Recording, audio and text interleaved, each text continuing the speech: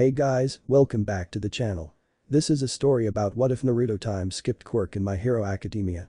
Before I start, please support for more amazing content and do consider subscribing to my channel and share this video with your friends. This is written by LoserFinn and link in description and support writer. Let's start the video. Chapter 1. Purpose. It was a rather average day in Mustafu, not much out of the ordinary, besides the occasional villainous deed and the cliché heroic chase. A society run by humans with developed mutations known as quirks. These people held the largest part of the world's population at 80%. Though these mutations seemed powerful in their own right, only few held the title of hero. The use of the elements, strength and speed beyond human comprehension, healing abilities, conductive abilities, and anything you could think of in a quirk, someone had it. Some applications of one's quirk were substantially better than others, therefore placing them higher in society on whether their quirks were more suited to their occupation. In this void of need, heroes were developed around the world to apprehend those who used such abilities for their own selfish desires. Adults and children alike adored these famed figures, positioning them amongst the elitists of their individual countries. Though to one blonde-haired teenager, heroes using their fame and fortune as driving forces of their careers was as despicable as their villain counterparts. This platitude society only birthed more villains to fit the social agenda, because what would heroes be needed for if there was no villains to combat? If that wasn't enough, there were thousands of hero schools across the globe. It was legally stated that citizens needed to go to hero school in order to earn their rights to use their quirk in public. Nevertheless, usage of one's quirk without permission by law was illegal with a potential chance of jail time to a certain extent. Japan was home to one of these hero schools, UA High. UA was said to be the best hero school in all of the world, with every child coming from middle school who thought themselves to be the best tried for their chance to be inducted into said institution. They had 4 definitive courses for the best of these students, depending on where they fit best. Hero course, support course, general education course, and the business course. Naruto Uzumaki was not one of these students nor heroes. But, his reason for heading in the direction of the famous high school was strictly out of firm curiosity. A curiosity that might be related to an incident that occurred a few days before. Flashback. 5 days before. At one of the busiest intersections in downtown Mustafu, a girl had recently developed her quirk at the age of 4 and was unable to control her recently discovered powers. Loud sirens and numerous car alarms went off as the street rippled in waves, leaving a little girl sat crying in the epicenter. Vehicles and citizens alike were tossed in random directions as the black concrete continued to send rubble and objects towards bystanders. As people ran in cries of fear, trying to evade the rippling waves of demolition, heroes arrived on the scene. As such, they tried their best to get towards the girl without further alarming her and continuing said destruction. "I can't get close." The hero, Power Loader, exclaimed, destroying the rubble sent his way. "Where's Kamui?" Another hero screamed over the sound of a small car sailing overhead. A blonde-haired, blue-eyed teenager stood to the side out of harm's way. Dressed in his usual middle school garb with a plain white tee, the dusty breeze drifted chaotically, blowing his loosely spiked hair over his oceanic orbs. He was pretty tall for his age at 5'10" and lean, but muscular build under his clothing, which one would presume he trained vigorously for. Of all things today, he presumed to be a rather boring turnout, considering how mediocre his life was. But this was something not as dull as he would have thought. Seeing the heroes on scene panic at the turn of events and the viciousness of the girl's quirk only furthered his interest. Even Power Loader, who was famous for his tech, couldn't even budge an inch with all the random objects being thrown his way. It was sort of embarrassing if he said so himself. Heroes unable to perform their duties because of a 4-year-old girl innocently releasing her power. He would probably be able to get close with his quirk, but he wasn't sure if it would stop the ensuing chaos. It's pathetic. Honestly, without thinking about the consequences he'd bring upon himself, he flashed next to the small girl. Yes, his quirk was extremely powerful and his control was in the same league. Under his quirk registration when he was younger, he had defined his quirk as teleportation, but that wasn't the only acclamation to his ability. Within a range of 5 kilometers, he could flash anywhere he could see, and within a blink he'd reappear at said location. Within that time frame, the world around him would slow for a second, allowing him to perform an action and witness the entirety of his surroundings. Even with such a high speed, tunnel vision was supposed to occur based on the natural physics of aggressive motion, but he had none, though he always chalked it up to being a part of his power. As he closed in on the girl, he extended his arms to pick her up under the shoulder, hypothesizing that contact with something besides her arms resulted in her quirk usage. With his hands under her armpits, he pulled her into his arms and flashed again to the location of the heroes, hoping to put her in custody of a hero without revealing his face to the public. He was a private person and liked to be by himself, so keeping his face away from media was all he wanted. posing for the media was for troublesome women. Someone had shown him there was another way to help others and himself without confrontation. Within this time frame, he slid Power Loader away from the last approaching debris, leaving him with fun-sized parting gift. It was always a mesmerizing sight watching the brief stagnant motion of others when using his quirk. Sweat dripping slowly from faces, features of one's face twisted in a certain motion. Objects passively sitting in a calm and blank state. This moment was what made his quirk the best. Without allowing the hero to see him, he flashed away once more. As he faded, the streets grew quiet. The destructive force of the new quirk user miraculously disappeared, leaving the tech teacher for UA holding the sobbing tot in the fold of his armor. Seeing this scene, many citizens viewing from a safe distance yelled out in relief and praise for the tech hero. "What the hell? Did you see that?" one middle-aged man screamed. "Our loader has done the impossible. UA's hero tech is becoming unbelievingly amazing. How did he even do that?" A female reporter sprouted as her cameraman faced her awestruck face. During the mayhem, the mechanical exoskeleton hero was the most confused of all. "That was incredible. Is that some new relief gadget or something?" Another hero on scene approached him. "No, believe me, I wish I had support items capable of magically saving people out of thin air." Saying so, the hero looked down at the girl in front of him, still crying silently asking for her mom. "Let's get the girl back to whoever is on scene for her. It's okay little one, we'll find your mommy." Power Loader cradled the girl as he jogged off towards the police barrier, holding back the cheering citizens. The hero smiled and waved seeing the people of Mustafu.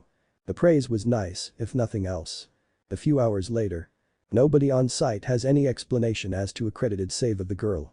We came to a conclusion that perhaps another hero had been stationed near our sector, but the quirk listings of nearby heroes don't match the capabilities needed to fulfill such a rescue. The hero explained his findings. However, the assumption that someone who wasn't a registered hero saved the girl was embarrassing and shameful. A few heroes sat around a table meant for those who were the best of the Mustafu sector. Most of these people were UA teachers given jurisdiction over that prefecture. "Hero?" Snipe was the first to speak. So a potential non-hero used their quirk to save the surrounding citizens and the little girl. All this within the blink of an eye. This is troubling. Midnight, the 18-plus hero followed. WOW, such an impressive ability, naked to the senses, how magnificent and terrifying at the same time. Some of the members nodded their head, although reluctant considering her tone of voice.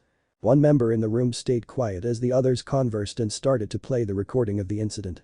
Shouta Izawa, known as Eraserhead and a teacher of UA, narrowed his eyes at the description of the presumed ability. "Wait, did you see that? Stop the video at 011 and look at the far left of the screen. That blonde kid disappears into thin air." Slowing it down at the point, the member's eyes widened at barely being able to catch the person on screen. Dressed in a black blazer with flowing bright blonde hair, Izawa was sure now.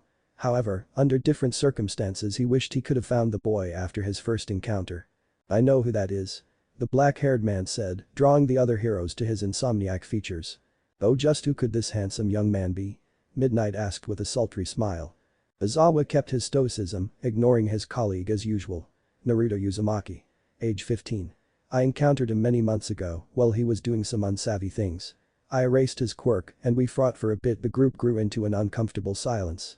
Matching Izawa in combat was almost unheard of as the black-haired man was extremely reliable when it came down to combat without quirks. He was one of the best in the business of heroes at doing so. Snipe flipped to a page of the National Quirk Registry and flipped it towards the middle of the table. Teleportation. The Uzumaki boy should have graduated weeks ago. What is he not doing at a hero school with such an ability? The masked man asked the eraser hero who was still recovering from an attack on the USJ. Izawa sighed and turned his head to the screen, now showing a headshot of the boy. Naruto was lazily looking at the camera with half-lidded eyes. He believes heroes to be posers, or some of us. Uzumaki said he believes heroes are the ones who operate in the dark to provide stability for the top heroes. His response was met with a few appraising looks, even Shouta had an unnoticeable gleam in his eye. "I had planned to bring him to UA, but he evaded me for months and I've never been able to catch him off guard again. This may be risky, but as an UA employee, I believe we should take the chance to reach out to him before he goes an alternate path," Izawa said with his low monotone voice. For the first time, the UA principal spoke. "Izawa-kun, you said he was caught in the act once before. Therefore, before I share my opinion, what was the occurrence?" Nezu said in a carefree voice, sitting short in stature. "The boy was hired to be the getaway on a bank heist in the 2E sector at Carey International in October. I caught him before the offenders made their way to him and we fought. He said he needed the money to pay rent after being dropped from the government's legal plan for orphans. He was acting out of desperation, so I made a judgment call. We talked after all suspects were arrested and he wasn't very forthcoming with information. Supposedly he's been in and out of orphanages since the day he was born and lived with the bare necessities. He reminded me of myself in a way and I was particularly fond of him, but he vanished before I was able to help further. Eraserhead told the story, drawing the attention of everyone in the room. Many whispered to themselves as he finished, especially after saying he was fond of someone. Nezu stood on his seat and smiled, that is very against your character Aizawa, but I must say I'm intrigued. I'll accept your judgment. He'll be accepted into the general education course if we can locate him. In the meantime, get a hold of the boy through the government directory and extend the invitation as a token of faith, either that or Kayama can try her luck. The 18+ only hero seductively smirked in Shouta's direction, colorfully displaying her interest in such a prospect of her Gen Ed class. The underground hero sighed before nodding. Are you absolutely certain about this, Nezu? He used his quirk illegally, no matter if he saved lives. Plus, we have no knowledge of his previous whereabouts, this will undoubtedly come back to haunt us. Snipe added his thoughts, getting many nods of agreement. The principal chuckled, oh, don't worry about all the trivial matters. I do everything for a reason, you see. I believe a golden opportunity has come our way. After his statement, the heroes quickly shuffled onto the UA Sports Festival security measures. After the recent attack on the USJ, they were expectantly weary for another similar occurrence. Flashback end. Naruto strode slowly through the gates of UA, admiring the incredible architecture and luxurious facilities. Plus, it wasn't every day someone got to leisurely stroll through one of the best hero schools in the world. Students and faculty stared at him as he wandered, trying to find his way through the labyrinth of hallways. He was the odd man out as he wasn't wearing a uniform and was wearing a mask over the bridge of his nose. The blonde was guessing that his presence was disturbing for some after being recently attacked by the League of Villains. It also didn't help that he had no idea where he was going. Out of nowhere, a student with glasses and a sturdy form about his height with dark blue hair marched up to him. You there? Boy in the blazer, it is not acceptable to be on campus without a uniform. I will have to take you to campus security as it is against student policy. The teenager scolded, chopping his forearms back and forth. As he approached the Uzumaki to take him away, a caressing hand touched him on the shoulder. Oh no worries, Iida-kun, this one is with me, I'll take him from here. Ingenium's brother saluted at the Gen Ed teacher, Midnight, though he narrowed his specs at the blonde briefly before taking off. The blue-eyed teenager gazed boringly at the woman before him. It wasn't like he was a stranger to the female form, although the 18+ hero could be considered a cut above the rest. She smiled cheekily at him, pushing her left arm under her bust as she did so. Naruto watched the fast boy sprint off, comically kicking up dust from a clean floor. He returned his attention lazily to the woman in front of him, standing with a hand on her hip. You must be Naruto. I'll take you to Principal Nezu, I could see you were struggling with direction. She giggled a little, trying to draw a smile or something out of the stoic boy. Seeing no reaction, she pouted and turned heel, motioning him to follow. No fun, my charms always work on boys your age. She added with a swing of her hips and slow look over her shoulder as they began walking through the crowds of students. To her surprise, the boy cast an uninterested look, leaving the older woman to pout mournfully. A few minutes later. The knock on the door of Nezu's office alerted him of his visitor he had been monitoring on the school cameras. Just by observing him, he could see the boy was fairly different compared to the typical high school student. Seeing Midnight and Naruto Uzumaki come through the door, he plastered a welcoming smile. Hello Naruto Uzumaki. Welcome to UA. The mouse greeted cheerfully. The 18+ only hero sat him down in a chair next to himself, thank you. He replied boringly with a dull, but slightly guarded voice. I'm glad you answered my call, it's great to have you. At the boy's nod and gaze shifting towards the woman next to him, Midnight continued for the principal, you're probably questioning why you've been summoned here today, yes? Naruto nodded, Eraserhead notified us of your existence and your current circumstances. She smiled genuinely, which confused him a tad. The masked blonde's eye widened considerably before narrowing in suspicion, is that so? He said evenly. Nezu grinned, of course. Aizawa seemed very fond of you Mr. Uzumaki, I can't help but to want to share that sentiment. I don't understand. Namuri sat straighter in her chair. Aizawa has been trying to reach you for quite some time. He had a proposition for you, but you had left before he could offer anything. To be honest, we're quite surprised to have found you so easily. The blonde's eyebrows furrowed, then why isn't Aizawa here to give this proposition? Suspicion leaked into the teenager's tone of voice. With the way his muscles tensed, Nezu and Midnight knew the boy was ready to act at even the slightest bit of harm.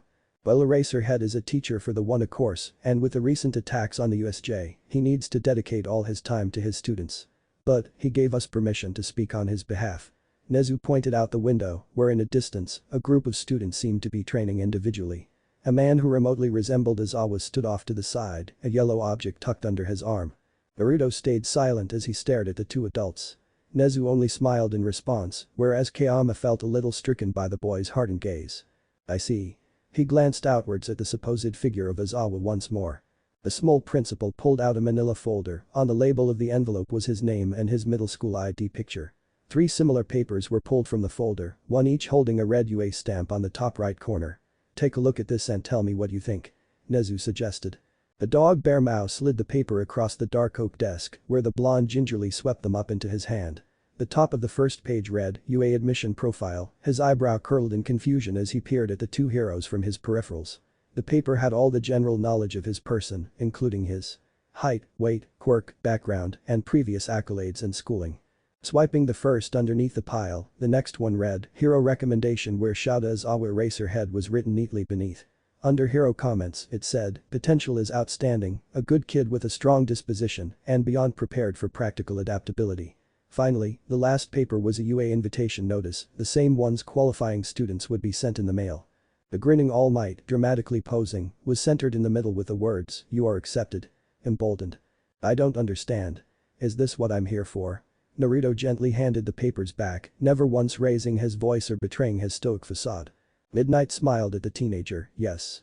Shouda went through the trouble of applying for you, hoping that he'd be able to find you when the time came for the UA admission test. And as you can see, you've been accepted on recommendation. Congratulations, Naruto. The scantily dressed woman bounced in her seat. If you choose to attend, you will place in Midnight's general education course. But with the UA Sports Festival coming up, you'd have a chance to be put into one of the hero courses. So, what do you say? Nezu grinned happily at the blonde. Naruto frowned, this all seems a little too good to be true. Since you seem to know me, you obviously know the circumstances behind mine and Aizawa's meeting. For all I know, there could be the police waiting for me once I step outside of this building. Why would you create such an elaborate lie? What are you planning? The teleportation quirk user stood from his seat, backing deliberately towards the door. What? No, please don't misunderstand, Namuri rose from her seat elegantly, we wouldn't do something so cruel. If we wanted you to be arrested, there's no way we would have let you step foot in UA. The woman assured. Nezu leapt from his booster chair, snaking his hands behind his back. Kayama stepped sideways, allowing the short principal to walk around his desk so that he could stand in front of the boy. The blonde stood unflinchingly, tracing the high-spec quirk user all the way. I admire your skepticism, the animal sighed, it's a certainly good trait to have. However, what Midnight says is true. That being said, I would be lying if I said I wasn't planning anything. Naruto looked to interrupt, but Nezu shook his head reassuringly, it's truly a win-win situation, that's if you'd be willing to hear me out. The blue-eyed Uzumaki stared at the UA principal and then glanced at the 18-plus hero. If it's possible, I would like to talk with Aizawa. I'm not sure I can trust what you say. The teenager confessed. Nezu laughed good-heartedly, that's fine, I expected you to say so. Midnight-sensei. Kayama perked up, could you escort Mr. Uzumaki to 1A's training grounds? Be sure to thank Aizawa, he did tell us not to interrupt today. Even so, I can't say he'll be disappointed with the unexpected visitor. The woman looked the teenager up and down, licking her lips in sultry manner. It'd be my pleasure come along Naruto.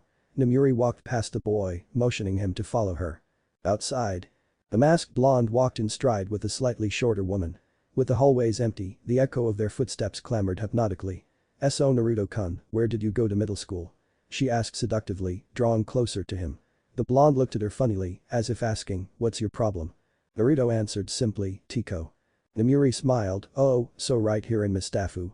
Tiko is a decent school. How was your time there? She tilted her head in a curious manner. The masked boy kept his head forward, it was normal. He said stoically. You're such a chatterbox. The 18-plus hero laughed heartily. Naruto ignored the joust, choosing to only scoff at the woman, muttering what sounded like, what a drag, under his voice. What was that, mister? For the first time, the blonde turned his head to look at her in the eyes. To her delight, they were an icy blue much like her own, if only she could see the handsome face that was surely under that mask. You're an annoying woman. He said blandly, not even waiting for her reaction as he turned forward. I like when they play hard to get. Instead of being offended, she bit her finger, eyeing him with an aroused ogle. Training ground. 1A. Aizawa looked on appraisingly at his students. They truly were a crop above the rest, and he believed they knew it as well. Some still needed attitude adjustments, like his certain raging blonde exploding boy. They were all excellent users of their respective quirks, and their limits kept increasing as they trained further. The USJ incident really showed the students how unprepared they still were for the real world. They could have easily lost their lives, as well as him. Fortunately, they came out clean after All Might swept the rest of the League of Villains. Such cliché bullshit. It showed them what they needed to work on to improve and how to handle a situation like that better. It was sort of a blessing in disguise. He could do without the absolute beating he received from the giant beast, or Nomu, though. He would probably indulge in even more training after being shown how helpless he was fighting the Nomu. He knew he wasn't a match for All Might, but still, he might have become complacent in his abilities over time, and that wasn't acceptable for him. It was truly pathetic, having to admit to his fellow heroes how a 15-year-old boy matched him in combat while also being cannon fodder against a biological created weapon. Speaking of the boy, he was expecting him sometime at school. Hopefully he accepted UA's invitation. The hero community did not have many underground heroes such as himself. Aizawa-san, hello. The voice said, rid of emotion. The long black-haired hero's eyes widened slightly under his bandaged face. He truly was not expecting this. He turned back around to his students as Naruto stood next to him doing the same. He peered over his bandages at the boy who now stood the same height as him. It's you. Aizawa matched the energy. Naruto nodded slowly. Yes. Judging from your reaction, you might have been expecting me. He said stoically. I suppose I was. I knew an invitation from UA would make any normal teenager jump at the opportunity. Wasn't sure it'd work on you, yet here you are, Aizawa said without facing him. The blonde sighed heavily. What do you want from me, Aizawa? Shouda faced the blonde looking slightly comical in his mummified form. I don't want anything from you. It's more like, what do you want for yourself? Naruto raised an eyebrow in confusion. When I first saw you, I thought to myself, isn't it my job to protect kids like this? It was as if I had failed at being a hero. As an underground hero, it's my job to stop crime, but what about stopping crime before it could happen? Seeing a kid in a place like that, left with no other choices, it felt like I had just woken up, my vision suddenly clear. The masked teenager's eyes widened a bit. Aizawa turned to face his students once again. Eraserhead sighed, the potential I saw in you, I couldn't describe it, still can't. I get that you're skeptical, trust me, I'd feel the same in your position. However, the potential I believe I saw was that of another perspective from what we have here at UA. I love my students, but damn it, none of them have seen what it's really like outside the parameters of the media. You were there, you nearly became a villain, and you've been in the ventures of desperation. None of these kids have seen the things you've seen, and that makes you more prepared than them for when the time comes for one to become a pro hero. Although, if I really had to answer, what do you want from me? Become a UA student, prove that you can be a pillar that supports the top heroes from the shadows. Destroy all the students at the sports festival with the power I know you are capable of. Even if some of them are my students, they don't have much to lose, but you, Naruto Uzumaki, have everything to lose, because you have nothing. You think you are the only one out there in the orphan system, or living on the streets with quirks, but unable to prove themselves. Think Naruto, All Might may try for successors for the symbol of peace, but you could be something different for the sores that society has overlooked. Naruto stared wide-eyed at Aizawa. Naruto recollected himself and looked away from the hero. However, Aizawa could easily pick out the contemplation in his body language. Now you understand. I trust in your judgment to make the right choice. I did all that I did because I believe in you. The man gripped his shoulder tightly and started to walk towards his group of students now waiting for him. Thank you, Aizawa, I think I've made my choice. The masked blonde marched away from the mummified man, a refreshed determination that had been absent, returning in full form. Naruto Uzumaki would be attending UA. Aizawa with class. As the underground hero approached his class, they all were whispering and pointing in the direction of Naruto retreating. Some were pale in the face. Others had their eyes and mouth wide, as if they had been told the most unbelievable thing. Sometimes he forgot how easily swayed kids could be. Mina Shido, the acid quirk user, shouted at him when he got close enough, Aizawa-sensei. Is it true that that blonde guy is your son? What? Aizawa thought annoyingly. His silence was taken the wrong way. I didn't know you had a son, sensei. Why didn't you tell us? Denki Kaminari, the electrification quirk user, said in exasperation, showing straight disbelief. Why, he was cut off again by Sato, the sugar rush quirk user, is he a third year or something? No, he is. Aizawa was getting fed up with being ignored, still being rushed with questions. Aizawa-sensei, what's his name? Why is he blonde? Is he wearing a mask to make his father feel better, Kiro? I wonder if Aizawa-sensei has a daughter. Does he have daddy problems? Enough. He grumbled in a low and melodic voice. His eyes now glued upon their persons. Listen, he's not my son. Everyone turned to Iida, who looked away ashamed, before turning around and bowing at the waist in front of the homeroom teacher. I apologize, Aizawa-sensei. It is unbecoming of a student to assume something without evidence. I am ashamed to my classmates and upperclassmen. I will receive my punishment with honor. The turbo engine user yelled proudly towards the ground. Get up, you'll probably be seeing more of him, but no, he is not my son. Keep striving to improve, the sports festival is next week. Come prepared and determined, the entirety of Japan has their eyes on Class 1A. Dismissed. Everyone shuffled off embarrassingly, besides a few who didn't care much. Iida-san, you said he had the same bored look on his face as Aizawa-sensei, where the hell does that say he's his son? Aizawa heard someone yell at the class representative as they left for the day. He was pretty hot though. Did you see that ass? Principal Nezu's office. I accept Principal Nezu. The genius animal smiled and laughed happily for the boy. I see Aizawa has a lot of influence in your decision. The mouse said cheerfully with his fingers interlaced. Somewhat. The masked blonde said stoically. The white mouse smiled slyly in a way that confused the teenager. Now how about we have that talk about what I plan to do with you? Naruto leaned in unconsciously. A day later. For some reason, Kayama-sensei wanted to make a dramatic entrance for him on his first day. People around the school were already puzzled to see a new student a month after the exams. All the eyes were quizzically on him and abruptly, like the previous day, Midnight came to the rescue. She told him on the way to class that there was a rumor he was Aizawa's son. She got a hearty chuckle out of that. Supposedly the engine leg boy he met the day before had started it accidentally and it further snowballed from there. Them an orphan, having parents. That was a laughable joke that died a long time ago. Be ready, Naruto-kun. Count to 30 and then come in, we will have a necessary introduction. Namuri said confidently, cracking her whip in her right hand. Naruto sighed slowly, that's not necessary, Kayama-sensei. I can do. He was silenced by her finger directly pointed a little too close to his face. Nonsense. My students must fulfill their roles or be punished. She slapped the whip into her opposite hand suggestively. The R-rated hero watched as he gave the same unperturbed look as the first time they met. The hardest ones to fluster are always my favorite. She bit her bottom lip. Oh, you naughty boy. I'll get you eventually. She entered the room slowly and gently shut the door behind her. Hello class. Today we have a new student, he was recently brought in to fill our empty spot. You might have already seen him around school, but I'll allow him to introduce himself to you all. Remember not to speak or get the whip. After 30 seconds, the door creaked open, revealing a lightly tanned blonde with a mask covering the bottom half of his face.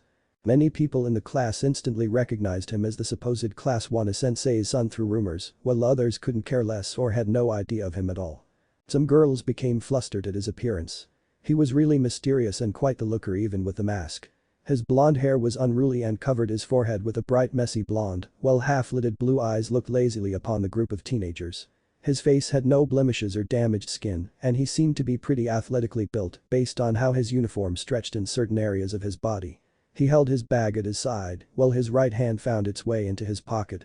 What a steal. Some of the girls thought excitedly.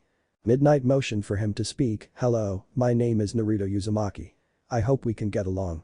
He kept his hands in pockets, waiting for someone to ask a question. None came. Everyone looked at him and then went back to their teacher. Was he supposed to say anything else? Naruto-kun, when introducing yourself you say your likes, dislikes, and hobbies. You know that sort of stuff, so Kayama wafted her hand in a circular motion, getting him to continue. My likes. I have some dislikes. I have some of those as well. Hobbies. Maybe. He passively looked towards Namuri whose eye was twitching. She shuffled him off to a seat in the back. Oh well, thank you Naruto-kun.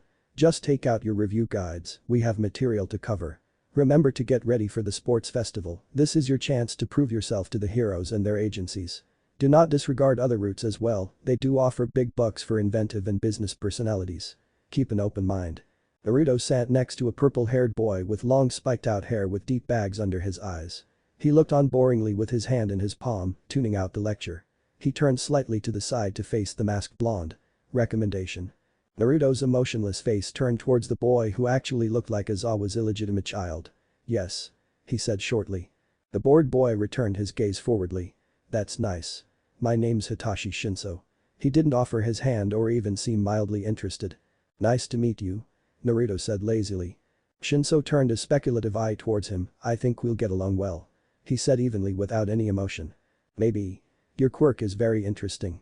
For the first time since he sat down, Hitashi's eyes widened. Shinso collected himself once more after staring at the new kid for a few seconds. How do you know about my quirk? I know everyone's quirk. Strengths, weaknesses, etc. The UAGN said lamely. Shinso's face vaulted upwards once more. Is that a part of your quirk? No. A ruler flew past the blonde's head, impaling the stone wall behind him. Shinso fell backwards into his seat, remembering the sadistic tendencies of his homeroom teacher. Hey Naruto Kun, it's your first day, pay attention. If you don't, you'll have to be punished. Naruto's face paled for a partial second. Troublesome woman, Naruto thought. Later. Location class 1, a hallway. The purple-haired boy had asked Naruto to follow him after class. The blonde wasn't quite sure what they were doing, but he had a remote idea considering that half of the school had been walking with them for a few minutes. This crowd led them to a large door, labeled 1A on it, where a bunch of students were gathering for some reason. That was until an ashy blonde came raging out into the hallway. Get the fuck out of here. Shinso pushed his way to the front, Naruto followed along, just slightly beyond the shorter teenager. Anon Shinso intro and declaration of war. Itachi turned to leave when someone grabbed Naruto by the shoulder. Ah. I'm Tenya Iida from class 1A, I apologize for starting a rumor about my fellow student. It is against my ideals, so I humbly apologize. He said to the blonde who looked back lazily. Tenya seemed to notice his uniform and confusedly looked him up and down. Wait. Since when did you go here? I was to replace a seat in the general education course, that's all. The Uzumaki said stoically, leaving the turbo quirk user uncomfortable with his dead eyes. Shinso and Naruto left without another word, students parted like the Red Sea. Even if they were Gen Ed students, they were intimidating to even the other hero students. That was quite the show, Shinso. The masked blonde rumbled under his mask, keeping his hands in his pockets. The purple-haired teenager looked over for a second at his classmate. I can't stand people like that. He stated with disgust. Itsuki Bakugo can back up his arrogance, just like a select few in 1A. Shinso raised an eyebrow at that comment. Naruto began to walk away. We'll see. They walked in comfortable silence, lost in their own thoughts. Principal meeting with teachers. What? You can't be serious, Principal Nezu. Vlad King or Kansas Ekijiro exclaimed, completely lost at the logic. Other teachers voiced their concerns, all over the same thing. Naruto Uzumaki. He matched Izawa in combat without his quirk and was working in a villainous ring. How was such a person admitted to this institution? Another added. Nezu laughed heartily, let's settle down now. He deserves a chance to compete for a certain reason you do not know of. I gave him a mission as a result of his acceptance. All Might voiced his doubt in his skeleton form mission. Yes. To win the sports festival, under the guise of a hero student, turned from the path of villainy. He chuckled with Midnight as all others began to yell their disagreements once again. All Might discreetly left to notify his student. He was worried about young Midoriya, but he knew Nezu always had a good reason for the choices he made. That didn't mean he couldn't warn his student about a certain blonde Uzumaki. With Deku. Oh, I'm so pumped, Deku-kun. The festival is in 3 days, we've all been training so hard. Achako exclaimed as she walked with her black and green-haired classmate. Deku smiled brightly at her, right. Let's do our best. PSST. Young Midoriya. Over here. The one for all successor turned to his master, the number 1 hero, All Might. Oh, All Might, what's going on? Izuku asked innocently, with Achako standing next to him. All Might motioned for him to come around the corner. He looked like he was in a panic, so thinking it was important he followed quickly behind the very large man. All Might, what's wrong? The boy asked worryingly. The blonde-haired hero sighed loudly, all I can say is stay away from Naruto Uzumaki during the sports festival. I can't say anything else. Oh yeah, and good luck and don't forget to clench your cheeks. Then the large man brought his never-dying grin back on and sprinted away with blood pooling around the corners of his lips. Wait. I don't even know who that is, Deku tried to call after him, but to no prevail. Walking back around the corner to an awaiting Achako, shuffling her feet around, she turned her head and visibly brightened at his reappearance. What happened? What did All Might say? Stay away from Naruto Uzumaki during the sports festival. But he didn't even give me anything else to go on. What does that even mean? He tried to come up with an answer but was left with more questions than answers. If this person was putting All Might on edge for his safety, then he would abide by his words for sure. Oh okay, then we will, right? It's probably like some agency person or something. She said, trying to cheer him up. He smiled at her, you're probably right. Thanks, Sachako-san. The sports festival was almost here. He shouldn't be getting nervous, especially since he had to prove himself worthy to All Might and the world, that should be the only thing on his mind. Yeah. Probably some manipulative businessman. End. Chapter 2. A new contender. The sports festival was one of the biggest showings all year for the country of Japan.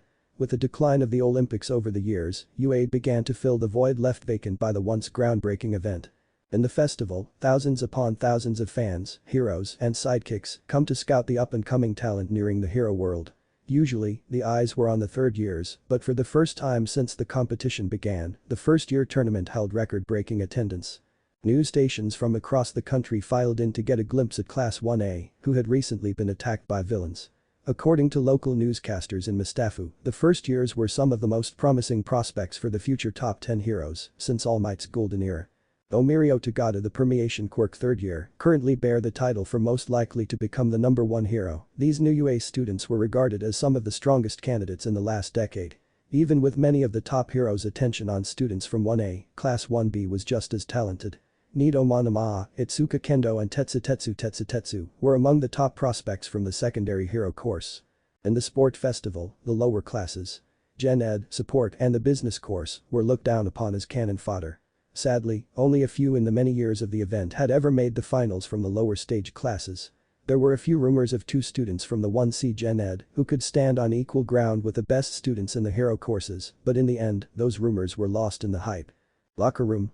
1A. Shouda Izawa Eraserhead notified his students to meet with him briefly before their entrance ceremony.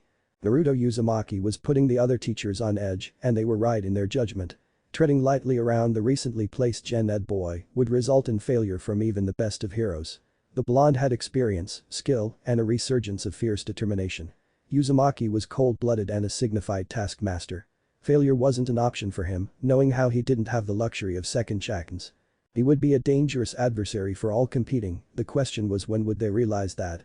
Midoriya, I don't know why All Might has his sight set on you, but I will beat you.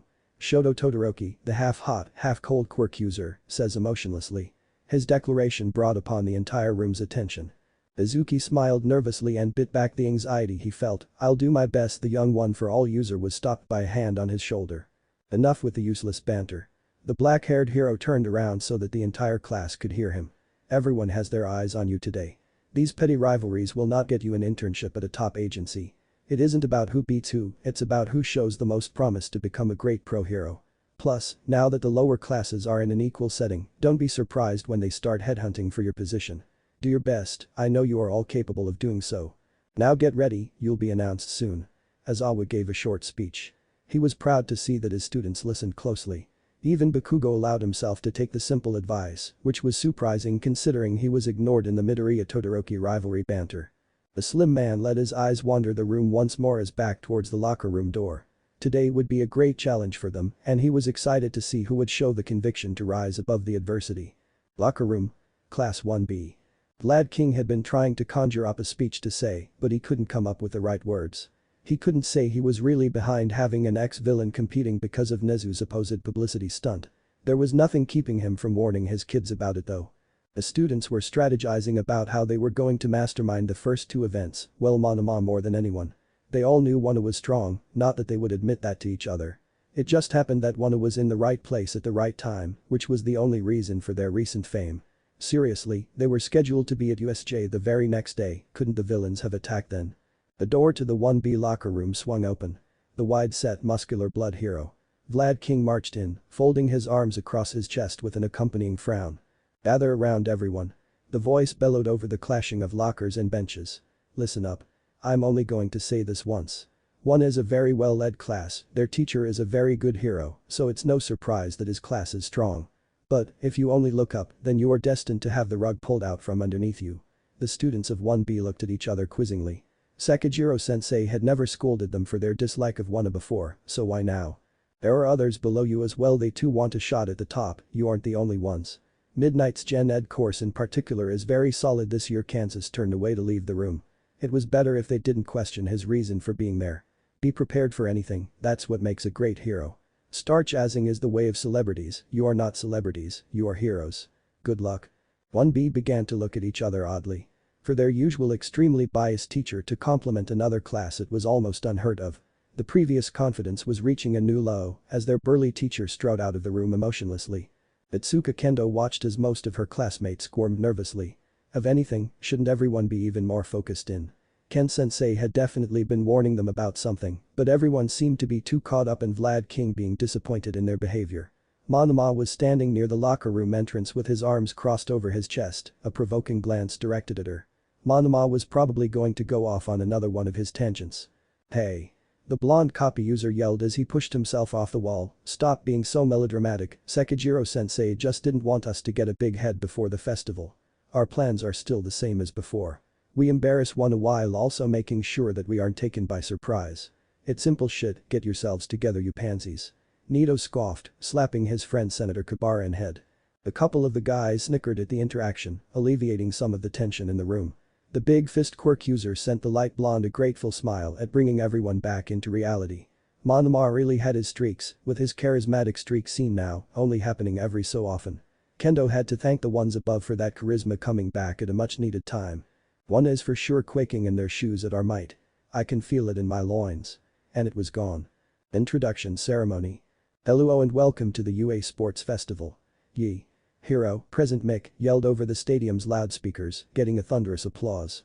The year's first-year sports festival is the largest in the history of UA. Show the students your enthusiasm. The cheers shook the tunnels the students stood under. The butterflies in the students' stomachs fluttered in response.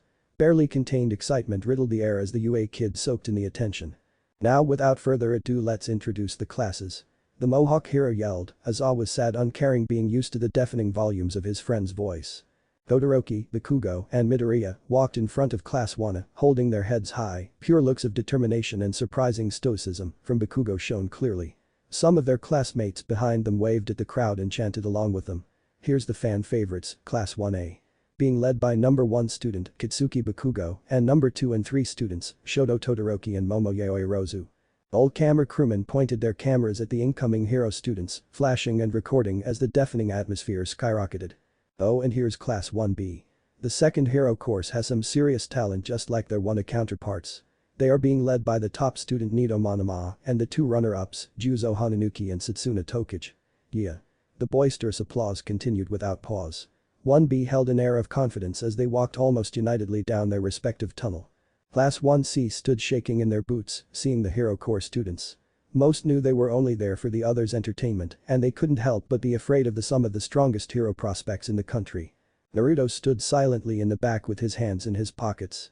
1 and 1B seemed way more than serious than he would have expected. Now introducing 18+ Hero Midnight's Class 1C underdogs.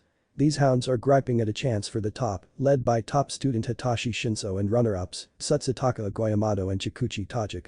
Some of the crowd began to bark like dogs, much to the embarrassment of the students. The other classes filled the stadium up soon after with applause, but not as much as the first 3 classes. They were all led to the middle of the stadium where one UA student would give the introductory speech, which more than likely would be someone from the top 3 in 1 or 1B. Midnight was positioned on stage near the mic, cracking around her whip as she did so. Many of the male student body unused to the women's provocative image nearly bled from the nose while covering their lower parts. And, here's the first proctor, Midnight. Take him away. Present Mick yelled in excitement, drawing the attention to the voluptuous woman. Alright kiddos, Kitsuki Bakugo was chosen for the introduction speech. Come on up young man. The declaration drew murmurs from inside the student crowd. The ashy blonde pushed his way to the front, roughly shouldering into those even remotely in his path. Really? Him? He doesn't represent us, much less a hero. He called me shrimp well he did get number 1 in the exam. He called me a useless background character. Mr. Hothead is supposed to inspire us. How low can we get? No way. That guy was in my exam, he's psychotic. Bakugo made the students go silent as he grabbed the mic, I pledge to be number 1. The stadium went dead quiet. However, the silence was short-lived as numerous shouts of outrage and boos littered the students and crowd. Kaken really isn't a motivational speaker, the one for all users sighed in his head. Kitsuki completely ignored the chaos as he strode back in the 1A section. If the other classes didn't hate us before, they sure do now. The green-haired boy chuckled humorlessly. Itachi looked over at the person next to him who had been quiet from the start, such arrogance, I expected nothing less. The brainwashing quirk user said lowly in a gravely monotone. All the commotion was giving him a headache. This whole entrance charade was a little too dramatic for his tastes. This is a drag. The masked blonde said expressionlessly. Itachi, said the taller teenager, what's your plan? The lightly tanned Gen Ed student stared at Kitsuki Bakugo, the sneer still present on his face. I won't have to plan anything. Didn't you see, I think Kitsuki Bakugo did us a favor by taking all the attention upon himself. The blonde nodded at the logic. It was true, everyone would be gunning for the #1 student because of the shots he's been taking at the other classes all year. Shinso glanced to the taller boy, how about you? We'll see. Alright. Now it's time for the selection spin. Namuri announced as a screen displayed behind her. There were at least a dozen categories, all which were unreadable due to the speed of the spin. The students waited anxiously for the spinner to stop, and after a few seconds, it did. Obstacle course. Naruto blinked. A race with a quirk like his. How convenient. A couple minutes later. All of the students crowded around the starting post, where 3 bulbs lit red hung overhead. The start of the course would lead them outside of the stadium where they'd be monitored by the numerous cameras riddled throughout the different obstacles. This meant that roughly 150 students were crowded around the narrow starting line. Heavy breathing and light whispers were the only sounds made. Ready? Go. President Mick blurted out through his mic as the students darted out the tunnel, with Todoroki freezing most of the group off the start. Bastard. I'll kill you. Kitsuki yelled, bursting the ice. His explosions carried him in flight as he propelled angrily after him. The rest were left to glide uneasily against the slick ice path Shoto created. Most of one already found ways to counter, knowing Todoroki's quirk best. 1B was sticking together, using their quirks in smaller quantities. Naruto saw Hitachi brainwash some support course kids, making them carry him on their shoulders. For the masked blonde, the towering robots weren't much of a problem, so he steered clear and arranged himself in the middle of the pack. Although he knew of every notable quirk, he wanted to witness the hero students in action. He wanted to discover their limits. It seemed some of 1B had the same idea. To his left, a group of 1B guys studied the last half of 1A's students escaping the giant bots before following along. Hand in race. Todoroki and Bakugo are battling to keep up with Midoriya. It's coming down to the wire, let them hear you folks. The crowd boomed in unison, encouraging students to give their all in the final push.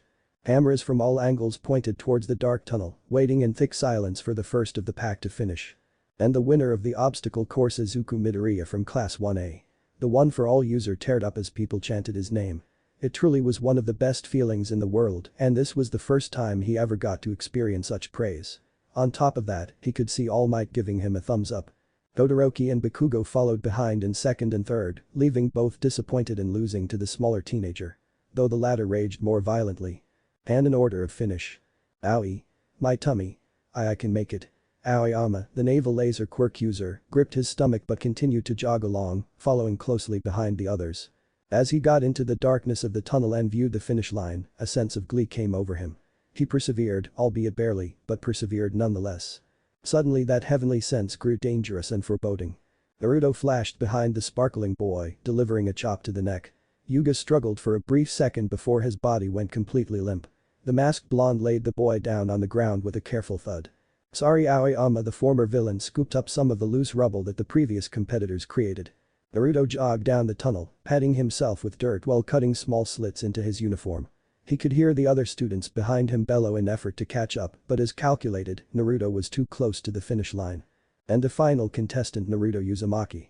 Get a good look everyone, these are your contenders for the next round. The hollering began again, but for some seeing that name made them pale. Izuku was baking in the glory of the public eye, lost in his own world. He was honestly tuning out President Mick in order to strategize for the next round. But he heard that name All Might had warned him about and the guy looked pretty beat up. Maybe his quirk was better for other things. Perhaps All Might got the name wrong. Of anything, the Shinso Hitachi guy gave him more anxiety. He didn't even see the purple-haired guy's quirk. He peered over at Ichako who had placed 15th and it seemed she shared the same mentality as him. At least he wasn't alone in that line of thinking. Naruto Uzumaki didn't seem like much of a threat. Shinso saw the disregarding looks of the other students. Fools. He sent Naruto a knowing smirk and a small nod, which he received back. I was almost disappointed that he wouldn't make this round. Looks like that was a part of his plan. Pro Hero Lounge. Our loader watched, shaking his head lightly. The other students had no clue who that boy was and he was just toying with them. They're walking right into his hand, it's graciously cunning. The large tech hero grumbled appraisingly. The hell are you talking about? Gigantification quirk user, Mount Lady, questioned while wrapping her hair around her finger. The tech hero sighed audibly, drawing more attention from the room after his comment. Naruto Uzumaki. The kid who came in last is a very dangerous kid. The large man said with his arms crossed, not noticing the looks of disbelief others were sending his way. This time Kamui Wood spoke before you, power loader, do not see the boy, looks like he got hit by every landmine on the course. His comment got laughs out of most people in the room. His quirk wouldn't allow that. The obstacle course should be child's play for him. Now the entire room drew their attention to the support course teacher. The blonde woman scoffed sarcastically, shouldn't he be in the hero course then? Well, I suppose no one in this room knows. Majima sighed. Until last week, he wasn't even a student at UA. Kamui Woods visibly perked up at that. It was extremely rare for a student to join a hero school during the semester. However, there left a couple possibilities to how this was acceptable. Was he a transferee from Shiketsu or Ketsubutsu? The Arbor quirk user asked curiously. The orange-haired man laughed. Yu and Shinji glanced at each other. No, he was in fact recommended to UA by one of the UA teachers. The man said, getting an impressed look from some of the heroes around them. Kamui was still skeptical. Then why wasn't he admitted at the start of the semester? Why wait this long to induct him? The up-and-rising hero pushed further. Our loader started to sweat nervously. Well, there is a particular reason, he admitted with a dry chuckle. And? Mount Lady wafted her hand. The UA support course teacher looked over his shoulder, trying to make sure too many people were listening. He didn't know if he was supposed to say anything about Uzumaki's situation, but he mistakenly figured Kamui already knew about the boy, given that he was recently assigned to the Mustafu area. The tech hero leaned in towards the two new heroes. Naruto Uzumaki used to be a villain. He stated simply. Both heroes' eyes widened, Tokoyami more exaggeratingly so. You're kidding, right? Why the hell is an ex-villain in a hero academy? Heated questions from the horned woman sounded throughout the room. The heroes surrounding them flinched at the question, all quickly abandoning any conversations to stare at their table. Power Loader began to sweat even more. Look, he seems to be a decent kid. Eraserhead found him a few months ago, but it wasn't until recently that UA extended the invitation to him. Nezu has everything under control, I think. The tech hero said, drawing many to look appalled at the news of Naruto Uzumaki's entrance into the school. Shouldn't he be in juvie instead of UA? Last time I checked, criminals weren't allowed into hero schools. Mount Lady grinned at the man, angry at UA's decision. How should I say this? Naruto is a special case. Majima lamely said. At Tiko Junior High, he was said to be a once-in-generation student. He was even compared to the genius of Hawks and the potential of Mirko. But, a couple years ago, he was dropped from government's plan for orphans after finding a family to adopt him. However, due to some tragic circumstances, Naruto lost it all and had no way of being reinstated into the program due to his age. He had no living relatives in Japan or anywhere for that matter. This led to him being homeless for a while, which got him caught up in some shady villainous rings because of his financial problems. His affiliations were unknown at the time, but in school, his demeanor and work ethic declined rapidly, along with his attendance. It continued like this until one day he went completely AWOL. Naruto dropped off the grid and was reported missing for months at a time. That was when Eraserhead discovered his existence, in which the boy evaded Izawa for months after. It wasn't until recently that we even knew of him, where at that point, he couldn't be ignored anymore after saving a little girl with a quirk activation gone haywire. And now we're here.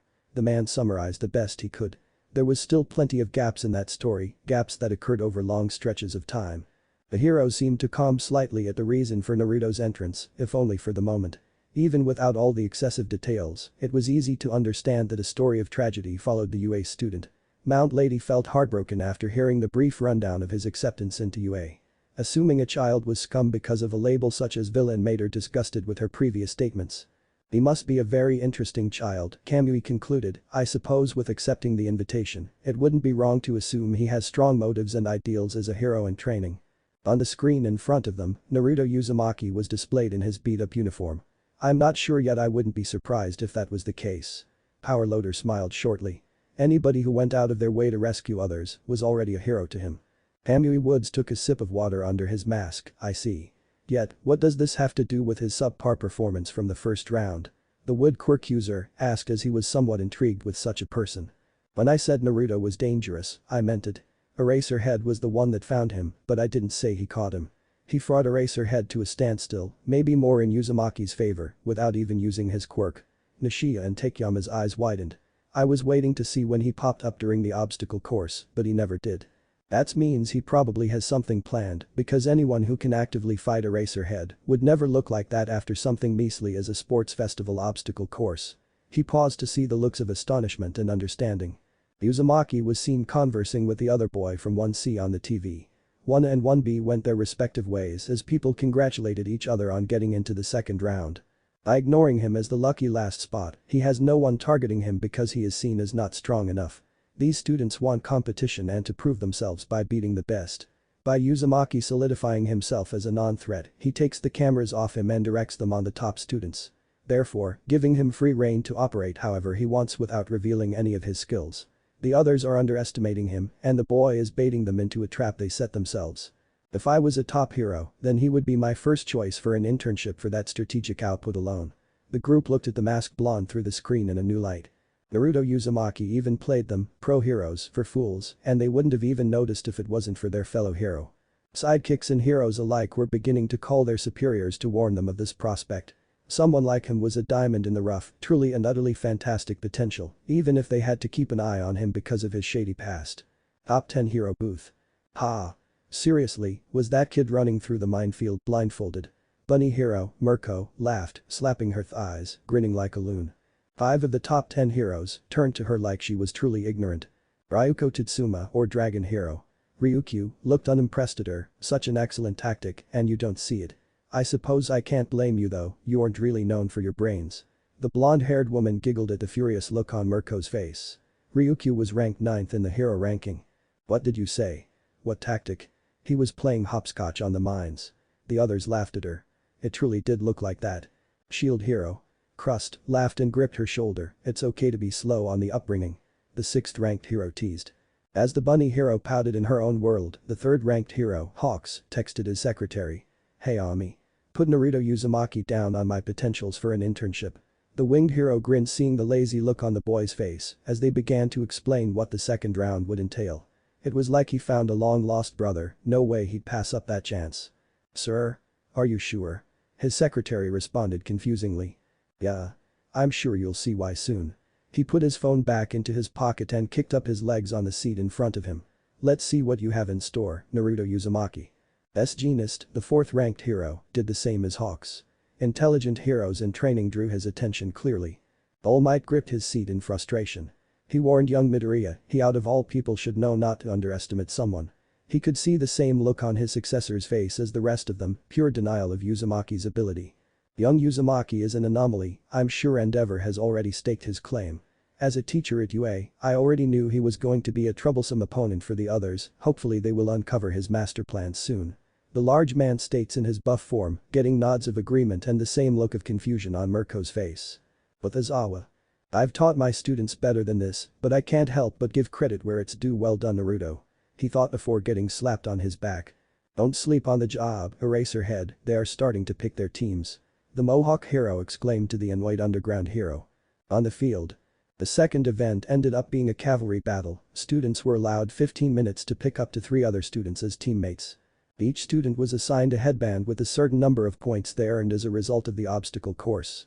This left Deku feeling outed, knowing he had a target plastered on his chest with a first place position value of 10 million points.